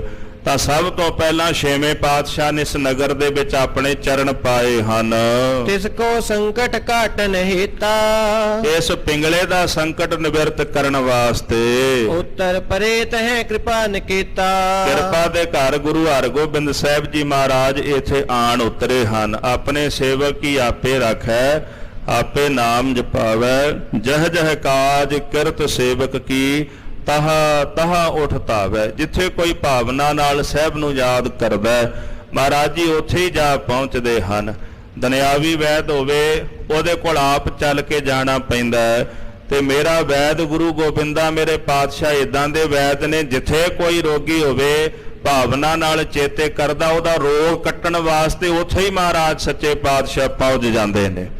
ਗੁਰੂ ਹਰਗੋਬਿੰਦ ਸਾਹਿਬ ਜੀ ਨੂੰ ਯਾਦ ਕਰਦਾ ਸੀ, ਮਹਾਰਾਜ ਤੁਸੀਂ ਕਿਰਪਾ ਕਰਕੇ ਇੱਥੇ ਆਓ, ਤਾਂ ਸਤਿਗੁਰੂ ਸੱਚੇ ਪਾਤਸ਼ਾਹ ਦਇਆ ਕਰਦੇ ਨੇ, ਇਹਦਾ ਰੋਗ ਕੱਟਣ ਵਾਸਤੇ ਉਸ ਨਗਰ ਵਿੱਚ ਜਾ ਪੁੱਜਦੇ ਹਨ। ਸੋ ਭਟਨ ਕਰੇ ਤੋ ਰੰਗ ਲਗਾਵਨ, ਸਤਿਗੁਰਾਂ ਦਾ ਘੋੜਾ ਸੂਰਮਿਆਂ ਨੇ ਲੈ ਕੇ ਇੱਕ ਪਾਸੇ ਬੰਨ ਦਿੱਤਾ। ਸੇਵਤ ਲਗੇ ਤ੍ਰਿਣਨ ਕੋ ਲਿਆਵਨ, ਜਿੰਨੇ ਵੀ ਸੇਵਕ ਸਨ ਆਪਣੀ ਆਪਣੀ ਕਾਰ ਵਿੱਚ ਲੱਗ ਪਏ। ਕੁਝ ਸੇਵਕ ਘੋੜਿਆਂ ਵਾਸਤੇ ਘਾਹ ਪੱਠਾ ਲੈਣ ਵਾਸਤੇ ਗਏ ਹਨ। ਰਸਦ ਖਰੀਦੀ ਗ੍ਰਾਮ ਮਜਾਰਾ, ਕੁਝ ਸਿੱਖਾਂ ਨੇ ਨਗਰ ਵਿੱਚ ਜਾ ਕੇ ਲੰਗਰ ਪਾਣੀ ਵਾਸਤੇ ਰਸਤਾ ਆਦਿਕ ਖਰੀਦ ਲਈ ਹੈ। ਕਰਨ ਲਗੇ ਸਭ ਤਿਆਗ ਆਹਾਰਾ, ਤੇ ਬੜੇ ਭਾਉ ਦੇ ਨਾਲ ਸਤਿਗੁਰੂ ਮਹਾਰਾਜ ਜੀ ਵਾਸਤੇ ਲੰਗਰ ਤਿਆਰ ਕਰਨ ਲੱਗੇ ਹਨ। ਪਿੰਗਲ ਸੁਣੀ ਕੇ ਸਤਿਗੁਰ ਆਏ, ਚਾਰ ਚਫੇਰੇ ਮਹਿਮਾ ਹੋਣ ਲੱਗੀ ਮਹਾਰਾਜ ਗੁਰੂ ਹਰਗੋਬਿੰਦ ਸਾਹਿਬ ਸੱਚੇ ਪਾਤਸ਼ਾਹ ਜੀ ਦੀ। ਪ੍ਰਤਾਪ ਹੀ ਐਸਾ ਸੀ ਮਹਾਰਾਜ ਦਾ, ਜਿਹੜਾ ਜਿਹੜਾ ਵੇਖਦਾ ਉਹਦਾ ਹੀ ਮਨ ਪ੍ਰਭਾਵਿਤ ਹੋਈ ਜਾਂਦਾ ਹੈ। ਇਸ ਪ੍ਰਕਾਰ ਸਤਿਗੁਰਾਂ ਦੀ ਜਦੋਂ ਵਡਿਆਈ ਇਸ ਪਿੰਗਲੇ ਦੇ ਕੰਨਾਂ ਦੇ ਵਿੱਚ ਪਈ ਹੈ ਕਿ ਸਤਿਗੁਰ ਜੀ ਆ ਗਏ ਹਨ। ਭਇਓ ਆਨੰਦ ਅੰਗ ਨਹਿਮਾਏ, ਹਿਰਦੇ ਵਿੱਚ ਇੰਨਾ ਕੁ ਆਨੰਦ ਪ੍ਰਾਪਤ ਹੋਇਆ, ਮਨ ਨੂੰ ਵੀ ਜੈਸੇ ਆਨੰਦ ਉਹਦੇ ਅੰਗਾਂ ਵਿੱਚ ਨਾ ਸਮਾਉਂਦਾ ਹੋਵੇ। ਰੁੜਤ ਚਲਤ ਨਿਕਸਿਓ ਤਜ ਗ੍ਰਾਮੂ, ਹੌਲੀ ਹੌਲੀ ਰੁੜਦਾ ਰੁੜਦਾ ਨਗਰ ਦੇ ਬਾਹਰ ਨਿਕਲਿਆ ਹੈ। ਗੁਰ ਗੁਰ ਜਪਤ ਹਿਰਦੇ ਮੁਖ ਨਾਮੂ, ਮੁਖ ਦੇ ਵਿੱਚੋਂ ਗੁਰੂ ਗੁਰੂ ਜਪਦਾ ਹੈ, ਹਿਰਦੇ ਵਿੱਚ ਸਹਿਬਾਂ ਨੂੰ ਧਿਆਉਂਦਾ ਚੇਤੇ ਕਰਦਾ ਹੈ। ਜਿਸ ਥਲ ਸਤਿਗੁਰ ਥੀਰੇ ਸੁਹਾਵਤ, ਜਿਸ ਜਗ੍ਹਾ ਤੇ ਮਹਾਰਾਜ ਸੱਚੇ ਪਾਤਸ਼ਾਹ ਜੀ ਸ਼ੋਭਾ ਪਾਉਂਦੇ ਹਨ। ਬੂਝ ਬੂਝ ਤਿਸ ਹੀ ਥਲ ਆਵਤ, ਲੋਕਾਂ ਕੋਲੋਂ ਪੁੱਛ ਪੁੱਛ ਕੇ ਉਸ ਜਗ੍ਹਾ ਤੇ ਰਿੜਦਾ ਰਿੜਦਾ ਤੁਰਿਆ ਆਉਂਦਾ ਹੈ। ਆਨ ਪ੍ਰਭੂ ਕੋ ਸੀਸ ਨਿਵਾਇਓ, ਸਿੱਖਾਂ ਨੂੰ ਆਖਿਆ ਮੈਨੂੰ ਦੀਦਾਰ ਕਰਾ ਦਿਓ, ਮਹਾਰਾਜ ਸੱਚੇ ਪਾਤਸ਼ਾਹ ਦੇ ਦਰਬਾਰ ਵਿੱਚ ਲੈ ਚੱਲੋ। ਤੇ ਸਿੱਖ ਜਿਹੜੇ ਉਹ ਪਕੜ ਕੇ ਇਹਨੂੰ ਮਹਾਰਾਜ ਦੇ ਦਰਬਾਰ ਦੇ ਵਿੱਚ ਲੈ ਕੇ ਆਏ। ਸਤਿਗੁਰੂ ਜੀ ਦੇ ਸਨਮੁਖ ਲਿਆ ਕੇ ਬਿਠਾ ਦਿੱਤਾ। ਦੋਨੇ ਹੱਥ ਜੋੜ ਕੇ ਮਹਾਰਾਜ ਦੇ ਚਰਨਾਂ ਵਿੱਚ ਸੀਸ ਨਵਾਇਆ ਹੈ। ਸਨਮੁਖ ਬੈਠਤ ਬਾਕ ਅਲਾਇਓ, ਮਹਾਰਾਜ ਜੀ ਦੇ ਸਾਹਮਣੇ ਬਹਿ ਕਰਕੇ ਬੇਨਤੀ ਕਰਨ ਲੱਗਾ। ਇਹ ਵੀ ਬੜੀ ਅਚਰਜ ਖੇਡ ਹੈ ਵੀ ਜਿਹਦੇ ਕੋਲ ਨੇਤਰ ਨਾ ਹੋਵਣ, ਜਿਹਨੂੰ ਕੁਝ ਦਿਖਾਈ ਨਾ ਦਿੰਦਾ ਹੋਵੇ, ਫਿਰ ਵੀ ਉਹ ਭਾਵਨਾ ਨਾਲ ਬੇਨਤੀ ਕਰਦਾ ਹੈ। ਇਸ ਤਰ੍ਹਾਂ ਇਹ ਗੱਲ ਸਮਝ ਵਿੱਚ ਪੈਂਦੀ ਹੈ ਕਿ ਭਾਵੇਂ ਗੁਰੂ ਗ੍ਰੰਥ ਸਾਹਿਬ ਜੀ ਮਹਾਰਾਜ ਸੱਚੇ ਪਾਤਸ਼ਾਹ ਪ੍ਰਤੱਖ ਨੇ ਸਾਡੇ ਸਨਮੁਖ, ਉਦਾਂ ਦੀ ਭਾਵਨਾ ਨਹੀਂ ਬਣੀ ਜਿਸ ਭਾਵਨਾ ਨੂੰ ਗੁਰੂ ਅਰਜਨ ਦੇਵ ਸਾਹਿਬ ਜੀ ਨੇ ਜ਼ਾਹਰ ਕਰਦਿਆਂ ਆਖਿਆ ਸੀ, ਇਹ ਕਰਤਾਰ ਸੁਹਾਏ। ਗੁਰੂ ਗ੍ਰੰਥ ਸਾਹਿਬ ਜੀ ਮਹਾਰਾਜ ਜੀ ਇਹ ਕਰਤਾਰ ਨੇ ਆਪ। ਉਹ ਭਾਵਨਾ ਜੇ ਸਾਡੀ ਬਣੀ ਨਹੀਂ, ਅਸੀਂ ਮਤ ਕਰਕੇ ਅੰਧੇ ਹਾਂ, ਨੇਤਰਹੀਣ ਹਾਂ, ਹਮ ਅੰਧਲੇ ਅੰਧ ਬਿਖੈ ਬਿਖਰਾਤੇ ਕਿਉ ਚੱਲਹਿ ਗੁਰ ਚਾਲੀ। ਪਰ ਫੇਰ ਵੀ ਸਿੱਖ ਮਹਾਰਾਜ ਸੱਚੇ ਪਾਤਸ਼ਾਹ ਦੇ ਸਨਮੁਖ ਖਲੋ ਕਰਕੇ ਅਰਦਾਸ ਕਰਦਾ ਹੈ। ਸਾਡੀ ਇਹ ਭਾਵਨਾ ਹੁੰਦੀ ਹੈ ਕਿ ਮੇਰੇ ਸਤਿਗੁਰੂ ਅਰਦਾਸ ਸੁਣਦੇ ਨੇ। ਉਹ ਤਾਂ ਨੇਤਰਹੀਣ ਸੀ, ਉਹਦੇ ਨੇਤਰ ਨਹੀਂ ਸਨ। ਆਪਾਂ ਵੀ ਅੰਦਰੋਂ ਅਜੇ ਨੇਤਰਹੀਣ ਆ, ਮਨ ਬੁੱਧੀ ਦੇ ਨੇਤਰਾਂ ਵਿੱਚ ਉਹ ਗਿਆਨ ਦਾ ਜੇ ਪ੍ਰਕਾਸ਼ ਨਹੀਂ ਹੋਇਆ। ਤੇ ਸਤਿਗੁਰੂ ਸਾਡੇ ਤੇ ਦਇਆ ਕਰਨ ਕਿ ਉਹ ਪ੍ਰਕਾਸ਼ ਸਾਡੇ ਮਨ ਤੇ ਬੁੱਧੀ ਰੂਪੀ ਨੇਤਰਾਂ ਦੇ ਵਿੱਚ ਹੋ ਜਾਏ। ਗਿਆਨ ਅੰਜਨ ਗੁਰ ਦੀਆ, ਅਗਿਆਨ ਅੰਧੇਰ ਵਿਨਾਸ਼, ਹਰ ਕਿਰਪਾ ਤੇ ਸੰਤ ਭੇਟਿਆ, ਨਾਨਕ ਮਨ ਪ੍ਰਗਾਸ। ਜਿਸ ਦਿਨ ਇਹ ਪ੍ਰਕਾਸ਼ ਹੋ ਗਿਆ, ਉਸ ਦਿਨ ਸਤਿਗੁਰਾਂ ਦੀ ਮੂਰਤ ਚਾਰ ਚੁਫੇਰੇ ਨਦਰੀ ਪਾਏਗੀ। ਤੇ ਫਿਰ ਸਿੱਖ ਕਹਿ ਉੱਠੇਗਾ, ਸਤਿਗੁਰ ਮੂਰਤ ਕਉ ਬਲ ਜਾਓ। ਮੈਂ ਗੁਰੂ ਦੀ ਮੂਰਤ ਤੋਂ ਬਲ ਬਲ ਜਾਵਾ, ਸਤਿਗੁਰਾਂ ਦੇ ਸਰੂਪ ਤੋਂ ਬਲ ਬਲ ਜਾਵਾ, ਜਿਹੜਾ ਸਭਨਾ ਵਿੱਚ ਵਿਆਪਕ ਹੈ। ਨੇਤਰਹੀਣ ਸਤਿਗੁਰਾਂ ਦੇ ਸਨਮੁਖ ਬੈਠਾ ਹੱਥ ਜੋੜ ਅਰਦਾਸਾਂ ਕਰਦਾ, ਬੇਨਤੀਆਂ ਕਰਦਾ ਹੈ। ਇਨ ਬਾਤਨ ਤੇਰਾ ਵਰਨਾਮੂ, ਪਾਤਸ਼ਾਹ ਜੀ ਇਹਨਾਂ ਗੱਲਾਂ ਕਰਕੇ ਆਪ ਜੀ ਦਾ ਜਿਹੜਾ ਇਹ ਨਾਮ ਹੈ, ਦੀਨਾਨਾਥ ਪਨੈ ਅਬਿਰਾਮੂ। ਸਾਰੇ ਲੋਕ ਤੁਹਾਨੂੰ ਦੀਨਾਨਾਥ ਕਹਿੰਦੇ ਨੇ ਕਿ ਜਿਨ੍ਹਾਂ ਦਾ ਕੋਈ ਨਾ ਹੋਵੇ ਉਹਨਾਂ ਦੇ ਮਾਲਕ ਤੁਸੀਂ ਹੁੰਦੇ ਹੋ ਮਹਾਰਾਜ। ਜਿਨ੍ਹਾਂ ਨੂੰ ਕੋਈ ਨਾ ਰੱਖੇ ਉਹਨਾਂ ਨੂੰ ਤੁਸੀਂ ਰੱਖਦੇ ਹੋ। ਜਿਨ੍ਹਾਂ ਦੀ ਬਾਂਹ ਕੋਈ ਨਾ ਫੜੇ ਉਹਨਾਂ ਦੀ ਬਾਂਹ ਤੁਸੀਂ ਫੜਦੇ ਹੋ। ਇਸ ਕਰਕੇ ਲੋਕ ਤੁਹਾਨੂੰ ਦੀਨਾਨਾਥ ਗਰੀਬ ਨਵਾਜ ਕਹਿੰਦੇ ਹਨ। तुम बिन न को जगत हमारा। ਤੁਹਾਡੇ ਤੋਂ ਬਿਨਾਂ ਪਾਤਸ਼ਾਹ ਇਸ ਜਗਤ ਦੇ ਵਿੱਚ ਸਾਡਾ ਹੋਰ ਕੋਈ ਹੈ ਨਹੀਂ। भगत जगत बिन न जात पधारा। ਪਾਤਸ਼ਾਹ ਨਾ ਤਾਂ ਮੇਰੇ ਕੋਲ ਨੇਤਰ ਨੇ, ਨਾ ਮੇਰੇ ਕੋਲ ਪੈਰ ਨੇ, ਤੇ ਕਿਸੇ ਪਾਸੇ ਮੈਂ ਜਾ ਨਹੀਂ ਸਕਦਾ। रहो प्रतीखत आस तुम्हारी। ਮੈਂ ਤਾਂ ਹਿਰਦੇ ਵਿੱਚ ਤੁਹਾਡੀ ਆਸ ਰੱਖ ਕੇ ਉਡੀਕਾਂ ਕਰਦਾ ਸੀ। मम हित आए करुणा तारी। ਪਾਤਸ਼ਾਹ ਅੱਜ ਤੁਸੀਂ ਕਿਰਪਾ ਕਰਕੇ ਮੇਰੇ ਵਾਸਤੇ ਇੰਨੀ ਦੂਰੋਂ ਤੁਸੀਂ ਚੱਲ ਕੇ ਆਏ ਹੋ।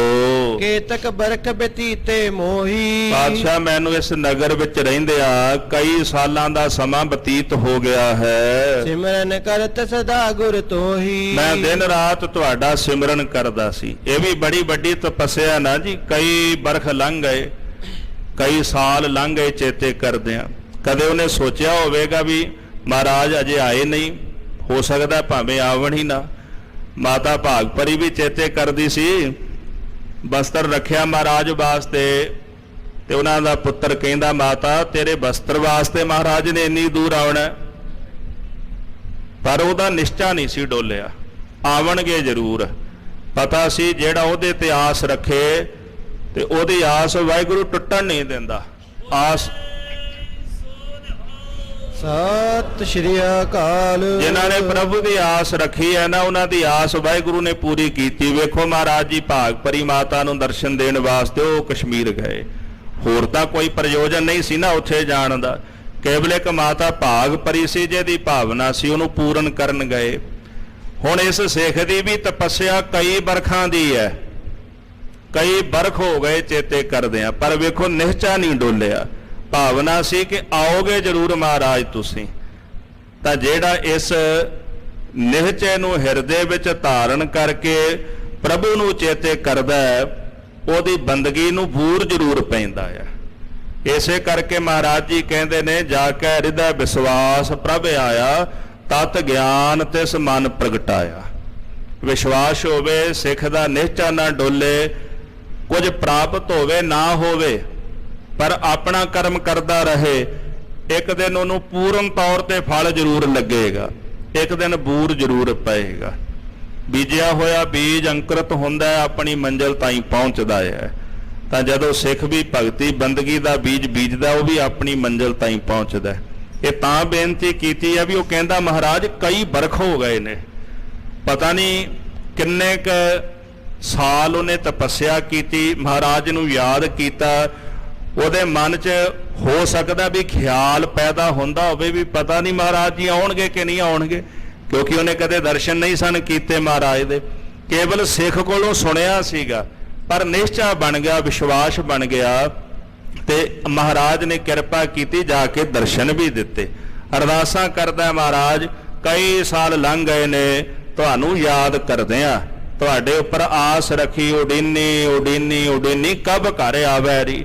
ਮੈਂ ਉਡੀਕਾਂ ਕਰਦਾ ਸੀ ਕਦੋਂ ਕਿਰਪਾ ਕਰੋ ਮਹਾਰਾਜ ਤੁਸੀਂ ਮੇਰੇ ਘਰ ਦੇ ਵਿੱਚ ਆਵੋ। ਆਏ ਮੋਹੇ ਨਿਵਾਜਨ ਹੇਤ। ਅੱਜ ਮਹਾਰਾਜ ਬੜੀ ਦਇਆ ਕੀਤੀ, ਮੈਨੂੰ ਨਿਵਾਜਣ ਵਾਸਤੇ ਇੱਥੇ ਆਪ ਜੀ ਚੱਲ ਕੇ ਆਏ ਹੋ। ਇਹੋ ਤ੍ਰਿਗ ਪਗ ਮੈਂ ਬਨੋ ਸੁਚੇਤ। ਮਹਾਰਾਜ ਜੀ ਹੁਣ ਤੁਹਾਡੀ ਕਿਰਪਾ ਮੇਰੇ ਤੇ ਹੋਵੇਗੀ। ਅੱਜ ਮੇਰੇ ਪੈਰ ਤੇ ਮੇਰੇ ਮਹਾਰਾਜ ਨੇਤਰ ਤੁਹਾਡੀ ਰਹਿਮਤ ਨਾਲ ਦੁਬਾਰਾ ਇਹ ਬਿਲਕੁਲ ਠੀਕ ਹੋ ਜਾਵਣਗੇ। ਗੁਰ ਡਿਗ ਸਿੱਖਨ ਥਾਕ ਬਨ ਸੁਨਾਏ। ਜਿਹੜੇ ਗੁਰੂ ਕੇ ਸਿੱਖ ਕੋਲ ਬੈਠੇ ਸਨ, ਜਦੋਂ ਇਸ ਤਰ੍ਹਾਂ ਭਾਵ ਪੂਰਕ ਉਹਨਾਂ ਨੇ ਬਚਨ ਸੁਣੇ ਤੇ ਸਿੱਖਾਂ ਨੇ ਹੀ ਕਹਿ ਦਿੱਤਾ ਉਸ ਨੂੰ, ਚਰਨ ਕਮਲ ਕੀ ਲੇਹੁ ਰਜ ਪਾਏ। ਸਿੱਖ ਕਹਿਣ ਲੱਗੇ ਇਸ ਤਰ੍ਹਾਂ ਕਰੋ, ਮਹਾਰਾਜ ਦਾ ਨਾ ਜੋੜਾ ਪਿਆ ਹੈ, ਇਹ ਲੈ ਕੇ ਜੋੜਾ ਤੇ ਗੁਰੂ ਸਾਹਿਬ ਦੇ ਪਾਵਨ ਪਵਿੱਤਰ ਚਰਨਾਂ ਕਬਲਾਂ ਦੀ ਧੂੜ ਨੇਤਰਾਂ ਦੇ ਵਿੱਚ ਪਾ ਲਓ। ਤਰ ਉਪਾਨੇ ਗੁਰ ਕੋ ਚੀਨ। ਜਿਸ ਜਗ੍ਹਾ ਤੇ ਮਹਾਰਾਜ ਦਾ ਜੋੜਾ ਰੱਖਿਆ ਸੀ, ਉਹਨੇ ਪਾਤਸ਼ਾਹ ਦਾ ਜੋੜਾ ਲੈ ਲਿਆ। ਲੈ ਤਿਨ ਅੰਗਰੀ ਕਸਬਨ ਕੀਨ। ਜੋੜਾ ਲੈ ਕਰਕੇ ਉਂਗਲ ਲੈ ਕੇ ਨਾ ਮਹਾਰਾਜ ਦੇ ਜੋੜੇ ਦੇ ਹੇਠਾਂ ਘਸਾਈ ਹੈ। ਜਬ ਨੇ ਤਨ ਕੇ ਬੀਚ ਤਿਨ ਪਾਈ। ਜਦੋਂ ਉਂਗਲ ਲੈ ਕੇ ਉਹਨੇ ਘਸਾ ਕੇ ਤੇ ਚਰਨ ਧੂੜ ਲੈ ਕੇ ਆਪਣੇ ਨੇਤਰਾਂ ਦੇ ਵਿੱਚ ਪਾਈ ਹੈ। ਕਈ ਆਂਖ ਜਨ ਪ੍ਰਥਮ ਬਨਾਈ। ਸਾਧ ਸੰਗਤ ਜੀ ਉਹਦੇ ਦੋਨੇ ਨੇਤਰ ਏਦਾਂ ਸਲਾਮਤ ਹੋ ਗਏ, ਮੰਨ ਲਓ ਜਿਵੇਂ ਪਹਿਲਾਂ ਉਹਦੀਆਂ ਅੱਖਾਂ ਸਲਾਮਤ ਹੋ ਬਣ। ਸਤਿ ਸ਼੍ਰੀ ਅਕਾਲ। ਦੋਨੇ ਨੇਤਰਾਂ ਤੋਂ ਦਿਖਾਈ ਦੇਵਣ ਲੱਗ ਪਿਆ, ਨਜ਼ਰੀ ਪੈਣ ਲੱਗ ਗਿਆ ਸਾਰਾ ਕੁਝ, ਮਾਨੋ ਜੈਸੇ ਬਚਪਨ ਤੋਂ ਸੁਜਾਖਾ ਹੋਵੇ। ਐਸੀ ਦਇਆ ਮੇਰੇ ਪਾਤਸ਼ਾਹ ਜੀ ਦੀ ਹੋਈ। ਵੇਖੋ ਕਿੱਥੋਂ ਨਿਵਾਜਣ ਵਾਸਤੇ ਆਪਣੇ ਪਿਆਰੇ ਨੂੰ ਆਏ। ਐਸੀ ਲਾਲ ਤੁਝ ਬਿਨ ਕੌਣ ਕਰੈ, ਗਰੀਬ ਨਵਾਜ ਗੁਸਈਆ ਮੇਰਾ ਮਾਥੈ ਛਤਰ ਧਰੈ। ਐਸੇ ਮੇਰੇ ਪਾਤਸ਼ਾਹ ਗੁਰੂ ਹਰਗੋਬਿੰਦ ਸਾਹਿਬ ਨੇ ਕਿਰਪਾ ਕੀਤੀ, ਉਸ ਨੇਤਰਹੀਣ ਨੂੰ ਸੁਜਾਖਾ ਕਰ ਦਿੱਤਾ ਹੈ। ਗੁਰਬਪ ਸੁੰਦਰ ਪਿਖਿਓ ਅਗਾਰੀ। ਉਹਨੇ ਵੇਖਿਆ ਮਹਾਰਾਜ ਸਾਹਮਣੇ ਬੈਠੇ ਨੇ, ਜਿਹਨੂੰ ਚਿਤਵਦਾ ਹੁੰਦਾ ਸੀ ਨਾ ਆਪਣੇ ਅੰਦਰ, ਉਹ ਬੜਾ ਸੁੰਦਰ ਸਰੂਪ ਸਨਮੁਖ ਬੈਠਾ ਹੈ। ਬੜਾ ਸੋਹਣਾ ਰੂਪ ਗੁਰੂ ਹਰਗੋਬਿੰਦ ਸਾਹਿਬ ਸੱਚੇ ਪਾਤਸ਼ਾਹ ਦਾ। ਬਾਰ ਬਾਰ ਹੋਵਤ ਬਲਿਹਾਰੀ। ਵੇਖ ਵੇਖ ਕੇ ਬਾਰ-ਬਾਰ ਸਤਿਗੁਰਾਂ ਤੋਂ ਬਲਿਹਾਰੇ ਜਾਂਦਾ, ਬਾਰੇ-ਬਾਰੇ ਜਾਂਦਾ ਹੈ। ਧੰਨ ਗੁਰੂ ਜਿਮ ਸੁਨਿਓ ਵਿਸ਼ੇਖਾ।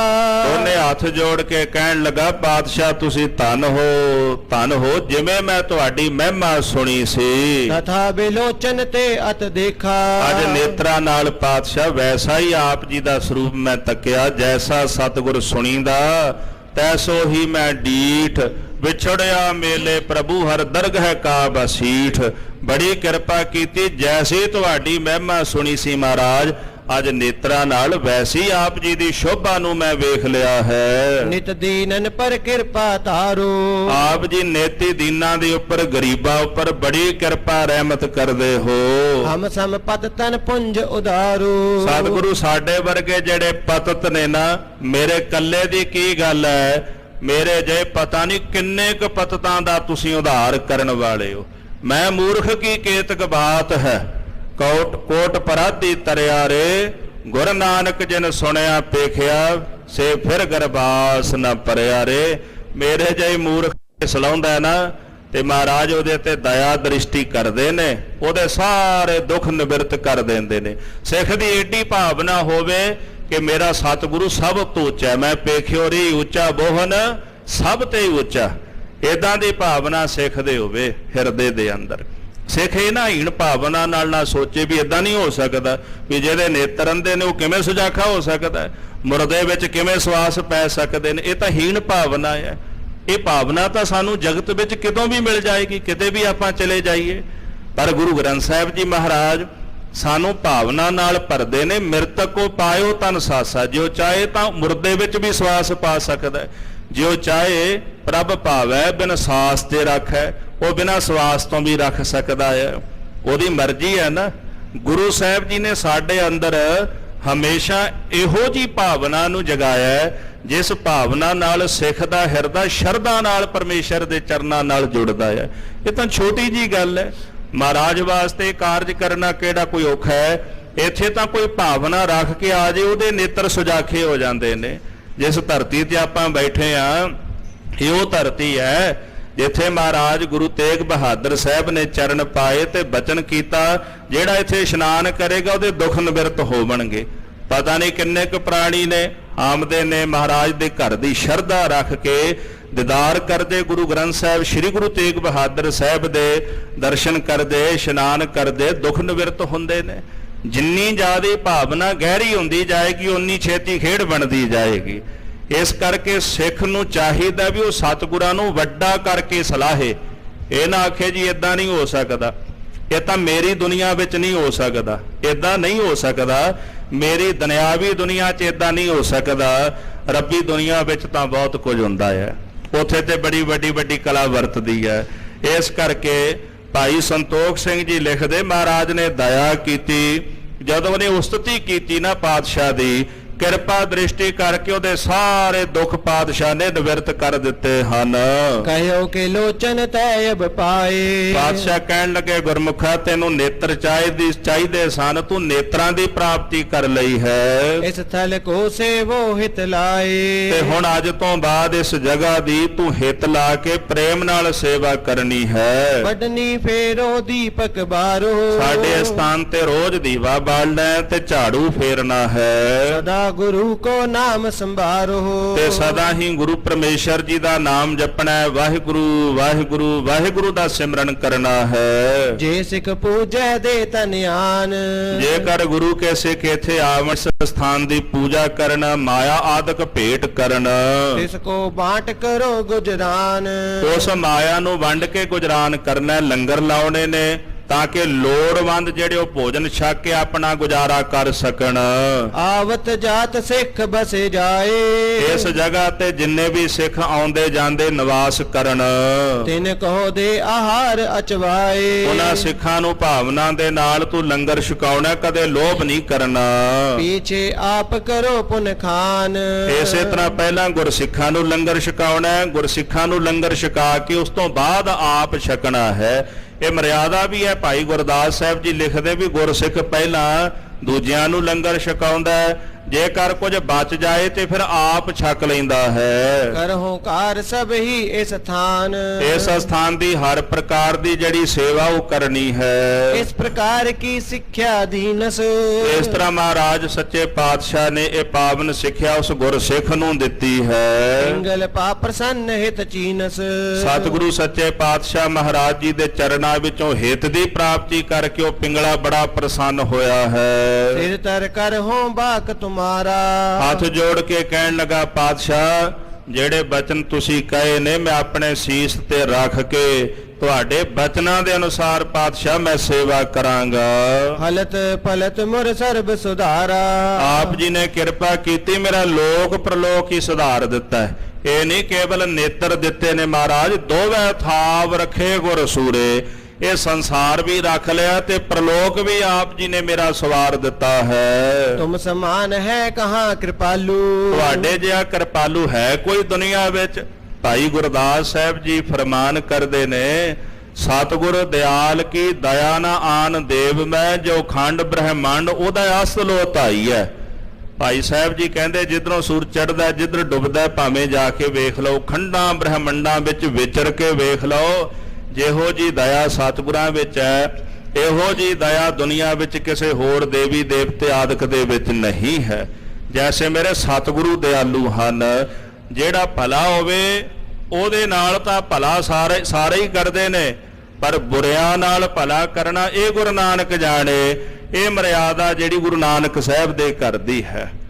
ਮਹਾਰਾਜ ਸੱਚੇ ਪਾਤਸ਼ਾਹ ਤੁਹਾਡੇ ਜਿਹਾ ਕਿਰਪਾਲੂ ਦਿਆਲੂ ਇਸ ਸੰਸਾਰ ਵਿੱਚ ਹੋਰ ਕੋਈ ਦੂਜਾ ਨਹੀਂ ਹੈ। ਦੀਨਨ ਦਿਆਲ ਸੋ ਨਾਮ ਬਿਸਾਲੂ, ਆਪ ਜੀ ਦੀਨਾਂ ਦੇ ਉੱਪਰ ਦਇਆ ਕਰਦੇ ਹੋ, ਇਹ ਆਪ ਜੀ ਦਾ ਨਾਮ ਹੈ, ਕੇਵਲ ਨਾਮ ਨਹੀਂ।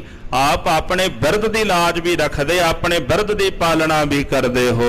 ਇਹ ਸਥਾਨ ਸ਼੍ਰੀ ਹਰਗੋਬਿੰਦ, ਉਸ ਜਿਸ ਸਥਾਨ ਤੇ ਮਹਾਰਾਜ ਗੁਰੂ ਹਰਗੋਬਿੰਦ ਸਾਹਿਬ ਜੀ ਬਿਰਾਜਮਾਨ ਹੋਏ ਸਨ, ਕਰਿਓ ਪੁਜਾਰੀ ਕਿਰਪਾ ਬਿਲੰਦ। ਸਤਿਗੁਰਾਂ ਨੇ ਕਿਰਪਾ ਕਰਕੇ ਉਸ ਪਿੰਗਲੇ ਨੂੰ ਉਸ ਸਥਾਨ ਦਾ ਪੁਜਾਰੀ ਬਣਾਇਆ ਹੈ। ਸੇਵਤ ਹੀ ਤਿਤ ਥਲ ਕੋ ਰਹਿਓ, ਜਿਤਨੀ ਦੇਰ ਇਹਦੇ ਤਨ ਵਿੱਚ ਪ੍ਰਾਣ ਰਹੇ ਉਤਨੀ ਦੇਰ ਤੱਕ ਇਸ ਸਥਾਨ ਦੀ ਉਸ ਕਰਹਾਲੀ ਤੋਂ ਹੁੰਦੇ ਮਹਾਰਾਜ ਜੀ ਚੀਕੇ। ਤਾਂ ਇਸ ਤਰ੍ਹਾਂ ਚੀਕੇ ਤੋਂ ਅੱਗੇ ਮਹਾਰਾਜ ਸੱਚੇ ਪਾਤਸ਼ਾਹ ਜੀ ਦਿੱਲੀ ਨੂੰ ਗਏ ਨੇ ਆਗਰਿਓਂ ਹੋ ਕਰਕੇ। ਉਦੋਂ ਪਾਤਸ਼ਾਹ ਕਰਰਾ ਜਿਹੜਾ ਨਗਰ ਸੀ, ਇਸ ਨਗਰ ਦੇ ਵਿੱਚ ਪਾਤਸ਼ਾਹ ਰੁਕੇ ਹਨ। ਨਿਜ ਨਿਵੇਸ਼ ਤਹਿ ਕਰਤੇ ਭਏ, ਇਸ ਜਗ੍ਹਾ ਤੇ ਮਹਾਰਾਜ ਸੱਚੇ ਪਾਤਸ਼ਾਹ ਨੇ ਇੱਕ ਰਾਤ ਬਤੀਤ ਕੀਤੀ ਹੈ। ਤਿਨ ਕੋ ਦਰਸ਼ਨ ਕਰ ਹਰ ਖਾਇਓ, ਇਹ ਪਿੰਗਲੇ ਨੇ ਮਹਾਰਾਜ ਸੱਚੇ ਪਾਤਸ਼ਾਹ ਦੇ ਦਰਸ਼ਨ ਵੀ ਕੀਤੇ ਹਨ ਤੇ ਬੜਾ ਮਨ ਹੀ ਮਨ ਪ੍ਰਸੰਨ ਹੋਇਆ ਹੈ। ਸਤ ਨਾਮ ਸਿਮਰਨ ਬਰ ਪਾਇਓ, ਤੇ ਸਤਿਗੁਰੂ ਸੱਚੇ ਪਾਤਸ਼ਾਹ ਮਹਾਰਾਜ ਗੁਰੂ ਤੇਗ ਬਹਾਦਰ ਸਾਹਿਬ ਜੀ ਨੇ ਵੀ ਇਹਦੇ ਉੱਪਰ ਕਿਰਪਾ ਕੀਤੀ, ਇਹਨੂੰ ਨਾਮ ਦੀ ਦਾਤ ਬਖਸ਼ਿਸ਼ ਕਰਕੇ ਮਹਾਰਾਜ ਨੇ ਨਿਵਾਜਿਆ ਹੈ। ਸਾਹਿਬ ਦੇ ਚਰਨਾਂ ਵਿੱਚੋਂ ਵੀ ਨਾਮ ਦਾ ਵਰ ਪ੍ਰਾਪਤ ਕੀਤਾ ਹੈ। ਖੂਪ ਭਾਗ ਹਿਤ ਤਨ ਬਹੁ ਦੀਨੋ, ਜਦੋਂ ਨੌਵੇਂ ਪਾਤਸ਼ਾਹ ਜੀ ਦੀ ਕਥਾ ਆਉਂਦੀ ਉਹਦੇ ਵਿੱਚ ਇਹ ਜ਼ਿਕਰ ਆਉਂਦਾ ਹੈ ਕਿ ਇਹਨੂੰ ਮਹਾਰਾਜ ਨੇ ਮਾਇਆ ਦਿੱਤੀ। ਭਾਈ ਸਾਹਿਬ ਜੀ ਨੇ ਉੱਥੇ ਲਿਖਿਆ, ਜ਼ਿਮੀਂਦਾਰ ਸ਼ਬਦ ਲਿਖਿਆ ਇਹਦੇ ਵਾਸਤੇ ਵੀ ਉੱਥੇ ਰਹਿੰਦਾ ਸੀ ਜ਼ਿਮੀਂਦਾਰ ਸੀ ਇਸ ਨਗਰ ਦਾ। ਇਹਨੂੰ ਸੱਦ ਕੇ ਮਹਾਰਾਜ ਨੇ ਮਾਇਆ ਦਿੱਤੀ। ਮਾਇਆ ਦੇ ਕੇ ਹੁਕਮ ਕੀਤਾ ਵੀ ਇੱਥੇ ਇੱਕ ਬਾਗ ਲਵਾਉਣਾ ਹੈ ਤੇ ਇੱਕ ਖੂਹ ਲਵਾਉਣਾ ਹੈ। ਆਨ ਥਾਨ ਪੁੰਨ ਪਿਆਨਾ ਕੀਨੋ, ਇਸ ਤਰ੍ਹਾਂ ਮਾਇਆ ਦੇ ਕੇ ਮਹਾਰਾਜ ਗੁਰੂ ਤੇਗ ਬਹਾਦਰ ਸਾਹਿਬ ਜੀ ਇਸ ਕਰਰਾ ਨਗਰ ਤੋਂ ਅੱਗੇ ਚਲੇ ਗਏ ਸਨ। ਪੁੰਨ ਸਤਿਗੁਰ ਦਸਵੇਂ ਪਾਤਸ਼ਾਹੂ, ਉਸ ਤੋਂ ਬਾਅਦ ਜਦੋਂ ਸਰਬੰਸ ਦਾਨੀ ਪੰਥ ਕੇ ਵਾਲੀ ਅੰਮ੍ਰਿਤ ਕੇ ਦਾਤੇ ਧੰਨ ਸ਼੍ਰੀ ਗੁਰੂ ਗੋਬਿੰਦ ਸਿੰਘ ਸਾਹਿਬ ਸੱਚੇ ਪਾਤਸ਼ਾਹ ਮਹਾਰਾਜ ਜੀ ਇਸ ਇਲਾਕੇ ਦੇ ਵਿੱਚ ਆਉਂਦੇ ਇੱਥੇ ਚਰਨ ਪਾਉਂਦੇ ਹਨ। ਪਹੁੰਚੇ ਦੇਖੈ ਨਰ ਹਿਤ ਤਾਹੂ। ਸਤਿਗੁਰੂ ਸੱਚੇ ਪਾਤਸ਼ਾਹ ਮਹਾਰਾਜ ਜੀ ਇੱਥੇ ਪਹੁੰਚੇ ਨੇ। ਉਸ ਵਕਤ ਇੱਕ ਪੁਰਸ਼ ਜਿਹੜਾ ਇਸ ਜਗ੍ਹਾ ਤੇ ਬੈਠਾ ਹੋਇਆ ਸੀ, ਇਦਾਂ ਜਾਪਦਾ ਵੀ ਜਿਵੇਂ ਪਿੰਗਲਾ ਉਹ ਚੜ੍ਹਾਈ ਕਰ ਗਿਆ ਹੋਵੇਗਾ, ਨਹੀਂ ਉੱਥੇ ਮੌਜੂਦ ਹੋਵੇਗਾ। ਕਵੀ ਜੀ ਲਿਖਦੇ ਵੀ ਕੋਈ ਹੋਰ ਪੁਰਸ਼ ਇਸ ਟਿਕਾਣੇ ਤੇ ਬੈਠਾ ਹੋਇਆ ਸੀ।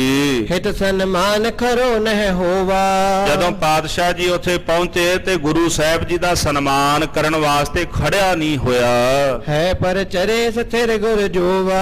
ਮਹਾਰਾਜ ਜੀ ਘੋੜੇ ਤੇ ਬੈਠੇ ਸਨ ਤੇ ਪਾਤਸ਼ਾਹ ਨੇ ਜਦੋਂ ਵੇਖਿਆ, ਬੂਝੇ ਮਨੁਜ ਇਹ ਕੌਣ।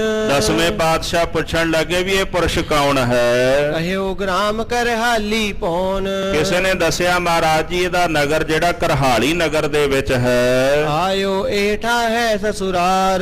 ਤੇ ਇਸ ਜਗ੍ਹਾ ਤੇ ਇਹਦਾ ਸਹੁਰਾ ਪਰਿਵਾਰ ਰਹਿੰਦਾ ਕਰਰਾ ਨਗਰ ਦੇ ਅੰਦਰ। ਵਿੱਚ ਪਰਗਨੇ ਠਿਕਾਨੇਦਾਰ। ਤੇ ਇਹ ਆਪਣੇ ਨਾ ਸਹੁਰੇ ਪਰਿਵਾਰ ਦੇ ਵਿੱਚ ਆਇਆ ਹੋਇਆ ਮਹਾਰਾਜ। ਤੇ ਇਹ ਆਪਣੇ ਇਲਾਕੇ ਦੇ ਵਿੱਚ ਆਪਣੇ ਨਗਰ ਦੇ ਅੰਦਰ ਮਹਾਰਾਜ ਜੀ ਜਾਇਦਾਦ ਵਾਲਾ ਹੈ। ਇਹਦੀ ਚੰਗੀ ਜ਼ਮੀਨ ਜਾਇਦਾਦ ਹੈ, ਚੰਗਾ ਧਨਾੜ ਪੁਰਸ਼ ਹੈ। ਸਹਿਜ ਸੁਪਾਇਕ ਸੁਨਤ ਬਖਾਨੇ। ਇਹ ਗੱਲ ਸੁਣ ਕੇ ਮਹਾਰਾਜ ਧੰਨ ਸ਼੍ਰੀ ਗੁਰੂ ਗੋਬਿੰਦ ਸਿੰਘ ਸਾਹਿਬ ਜੀ ਨੇ ਸਹਿਜ ਸੁਭਾਇਕ ਹੀ ਬਚਨ ਕੀਤੇ ਹਨ। ਸ੍ਰੀ ਕਲਗੀਧਰ ਤੇਜ ਮਹਾਨੇ। ਧੰਨ ਗੁਰੂ ਗੋਬਿੰਦ ਸਿੰਘ ਜੀ ਮਹਾਰਾਜ ਜਿਨ੍ਹਾਂ ਦਾ ਤੇਜ ਪ੍ਰਤਾਪ ਸਹਿਣਾ ਬੜਾ ਕਠਿਨ ਹੈ, ਐਸੇ ਤੇਜ ਪ੍ਰਤਾਪ ਵਾਲੇ ਮੇਰੇ ਪਾਤਸ਼ਾਹ ਗੁਰੂ ਗੋਬਿੰਦ ਸਿੰਘ ਸਾਹਿਬ ਜੀ ਕਹਿਣ ਲੱਗੇ, ਅਬ ਸਭ ਗਏ ਠਿਕਾਨੇ ਠਰਕ। ਮਹਾਰਾਜ ਕਹਿੰਦੇ ਇਹਦੇ ਜਿੰਨੇ ਵੀ ਠਿਕਾਣੇ ਨੇ ਨਾ ਸਾਰੇ ਠਰਕ ਗਏ ਨੇ। ਉਹਨਾਂ ਨੇ ਆਖਿਆ ਨਾ ਮਹਾਰਾਜ ਇਹ ਠਿਕਾਣੇਦਾਰ ਹੈ। ਠਿਕਾਣੇਦਾਰ ਕਹਿੰਦੇ ਜਿਹੜਾ ਜ਼ਮੀਨ ਜਾਇਦਾਦ ਵਾਲਾ ਹੋਵੇ। ਮਹਾਰਾਜ ਕਹਿੰਦੇ ਇਹਦੇ ਸਾਰੇ ਠਿਕਾਣੇ ਠਰਕ ਗਏ ਨੇ, ਸਭ ਕੁਝ ਹੀ ਨਸ਼ਟ ਹੋ ਗਿਆ ਹੈ। ਗਏ ਪ੍ਰਥਮ ਕੇ ਟਿਕੇ ਟਰਕ। ਤੇ ਮਹਾਰਾਜ ਕਹਿੰਦੇ ਇਹਦੇ ਜਿੰਨੇ ਪਹਿਲੇ ਦੇ ਟਿੱਕੇ ਉਹ ਵੀ ਟਰਕ ਗਏ ਨੇ। ਟਿੱਕੇ ਟਰਕਣ ਤੋਂ ਭਾਵ ਇਹਦੀ ਜਿੰਨੀ ਵੀ ਪਹਿਲੀ ਵਡਿਆਈ ਹੈ ਸਾਰੀ ਇਹਦੀ ਨਸ਼ਟ ਹੋ ਗਈ ਹੈ। ਇਮ ਕਹਿ ਤੁਰਤ ਤੁਰੰਗ ਹਟਾਏ। ਇਹਨੇ ਬਚਨ ਕਹਿ ਕੇ ਇਥੋਂ ਮਹਾਰਾਜ ਨੇ ਤੁਰੰਤ ਹੀ ਆਪਣਾ ਘੋੜਾ ਜਿਹੜਾ ਪਰਾਂ ਨੂੰ ਹਟਾ ਲਿਆ। ਉਤਰੇ ਕਲ ਸੇ ਗ੍ਰਾਮ ਸੁਜਾਏ। ਤੇ ਸਤਿਗੁਰੂ ਜੀ ਨੇ ਕਰਰਾ ਨਗਰ ਛੱਡ ਦਿੱਤਾ। ਗੁਰੂ ਕਲਗੀਧਰ ਜੀ ਨੇ ਇਸ ਨਗਰ ਵਿੱਚ ਆਸਣ ਨਹੀਂ ਲਾਇਆ ਦਸਵੇਂ ਪਾਤਸ਼ਾਹ ਨੇ। ਇਥੋਂ ਚੱਲ ਕੇ ਅਗਲਾ ਜਿਹੜਾ ਕਲਸ ਨਗਰ ਸੀ ਉੱਥੇ ਜਾ ਕੇ ਪਾਤਸ਼ਾਹ ਜੀ ਉਤਰੇ ਹਨ। ਸ੍ਰੀ ਹਰਿ ਗੋਬਿੰਦ ਨਿਸਾ ਬਿਤਾਈ। ਇਸ ਤਰ੍ਹਾਂ ਮਹਾਰਾਜ ਨੇ ਕਲਸ ਨਗਰ ਦੇ ਅੰਦਰ ਆਪਣੀ ਰਾਤ ਬਤੀਤ ਕੀਤੀ ਹੈ। ਭਈ ਪ੍ਰਾਤ ਚਾਲੇ ਅਗਵਾਈ। ਤੇ ਪ੍ਰਾਤ ਹੋਈ ਇੱਥੋਂ ਮਹਾਰਾਜ ਦਸਵੇਂ ਪਾਤਸ਼ਾਹ ਜੀ ਕਲਸ ਨਗਰ ਤੋਂ ਫਿਰ ਅੱਗੇ ਨੂੰ ਚੱਲ ਪਏ। ਇਹ ਭਾਵਨਾ ਹੈ, ਜੈਸੀ ਕਿਸੇ ਦੀ ਭਾਵਨਾ ਤੈਸਾ ਉਹਨੂੰ ਫਲ ਲੱਗ ਜਾਂਦਾ ਹੈ। ਕਿਤੇ ਵੇਖੋ ਭਾਵਨਾ ਸੀ ਪਿੰਗਲੇ ਦੀ, ਉਹਨੂੰ ਫਲ ਉਦਾਂ ਦਾ ਲੱਗ ਗਿਆ। ਤਾਂ ਜਿਹਦੇ ਮਨ ਵਿੱਚ ਹੰਕਾਰ ਸੀ, ਹੰਕਾਰ ਤਾਂ ਪ੍ਰਭੂ ਨੂੰ ਭਾਵਦਾ ਨਹੀਂ। ਹਰਜੂ ਹੰਕਾਰ ਨਾ ਭਾਵਈ ਵੇਦ ਕੂਕ ਸੁਣਾਵੈ। ਉਹ ਹੰਕਾਰ ਚੰਗਾ ਨਹੀਂ ਲੱਗਿਆ ਪਾਤਸ਼ਾਹ ਨੂੰ। ਅਗਨ ਕੋਲ ਜਾ ਕੇ ਬੈਠੀਏ, ਉਹ ਸੀਤ ਦਾ ਦੁੱਖ ਦਹਿ ਦਿੰਦੀ, ਨਸ਼ਟ ਕਰ ਦਿੰਦੀ ਹੈ। ਪਰ ਅਗਨ ਵਿੱਚ ਹੱਥ ਪਾਈਏ ਤੇ ਉਹ ਸਾੜ ਦਿੰਦੀ ਹੈ। ਅਗਨ ਸਹਿਜ ਸੁਭਾਅ ਹੁੰਦੀ ਹੈ। ਜਿਹੋ ਜਿਹੀ ਭਾਵਨਾ ਰੱਖ ਕੇ ਕੋਈ ਮਹਾਰਾਜ ਸੱਚੇ ਪਾਤਸ਼ਾਹ ਦੇ ਨੇੜੇ ਆਉਂਦਾ ਹੈ, ਉਹਨੂੰ ਫਲ ਉਦਾਂ ਦਾ ਹੀ ਲੱਗ ਜਾਂਦਾ। ਜਿਹਾ ਭਾਓ ਤਿਹਾ ਫਲ ਪਾਈਐ। ਜਿਹੋ ਜਿਹੀ ਭਾਵਨਾ ਉਦਾਂ ਦਾ ਫਲ ਸਾਨੂੰ ਪ੍ਰਾਪਤ ਹੋਣਾ ਹੈ। ਮਹਾਰਾਜ ਸੱਚੇ ਪਾਤਸ਼ਾਹ ਗੁਰੂ ਹਰਗੋਬਿੰਦ ਸਾਹਿਬ ਜੀ ਨਾਨਕ ਮਤੇ ਦੀ ਧਰਤੀ ਤੇ ਪਹੁੰਚੇ ਨੇ। ਜਿਹੜੇ ਯੋਗੀ ਉੱਥੇ ਬੇਅਦਬੀ ਕਰ ਰਹੇ ਸਨ, ਮਹਾਰਾਜ ਗੁਰੂ ਹਰਗੋਬਿੰਦ ਸਾਹਿਬ ਜੀ ਨੂੰ ਤੇ ਫੌਜਾਂ ਨੂੰ ਵੇਖ ਕੇ ਹੀ ਨੱਠ ਗਏ। ਉੱਥੋਂ ਨੇੜੇ ਨਹੀਂ ਆਏ ਵੀ ਕਿਤੇ ਫੜ ਕੇ ਸਾਨੂੰ ਬੰਨ ਨਾ ਲੈਣ। ਇਹ ਕਥਾ ਆਪ ਜੀ ਕੱਲ ਦੇ ਪ੍ਰਕਰਣ ਵਿੱਚ ਸਰਵਣ ਕਰੋਗੇ। ਸਮੇਂ ਦੇ ਲਿਹਾਜ਼ ਨਾਲ ਸਮਾਪਤੀ ਹੈ। ਸਾਹਿਬ ਸੱਚੇ ਪਾਤਸ਼ਾਹ ਮਹਾਰਾਜ ਸ੍ਰੀ ਗੁਰੂ ਹਰਗੋਬਿੰਦ ਸਾਹਿਬ ਜੀ ਦੇ ਪਾਵਨ ਇਤਿਹਾਸ ਦੀ ਕਥਾ ਕਰਦਿਆਂ ਹੋਈਆਂ ਬੇਅੰਤ ਪ੍ਰਕਾਰ ਦੀਆਂ ਭੁੱਲਾਂ ਦੀ ਖਿਮਾ ਬਖਸ਼ਣੀ ਜੀ। ਵਿਸਰ ਨਾਹੀਂ ਦਾਤਾਰ, ਵਿਸਰ ਨਾਹੀਂ ਦਾਤਾਰ।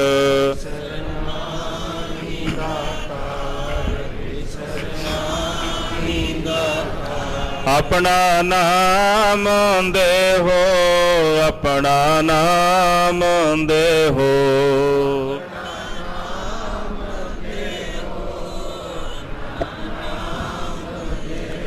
ਗੁਣ ਗਾਵਾਂ ਦਿਨ ਰਾਤ, ਗੁਣ ਗਾਵਾਂ ਦਿਨ ਰਾਤ।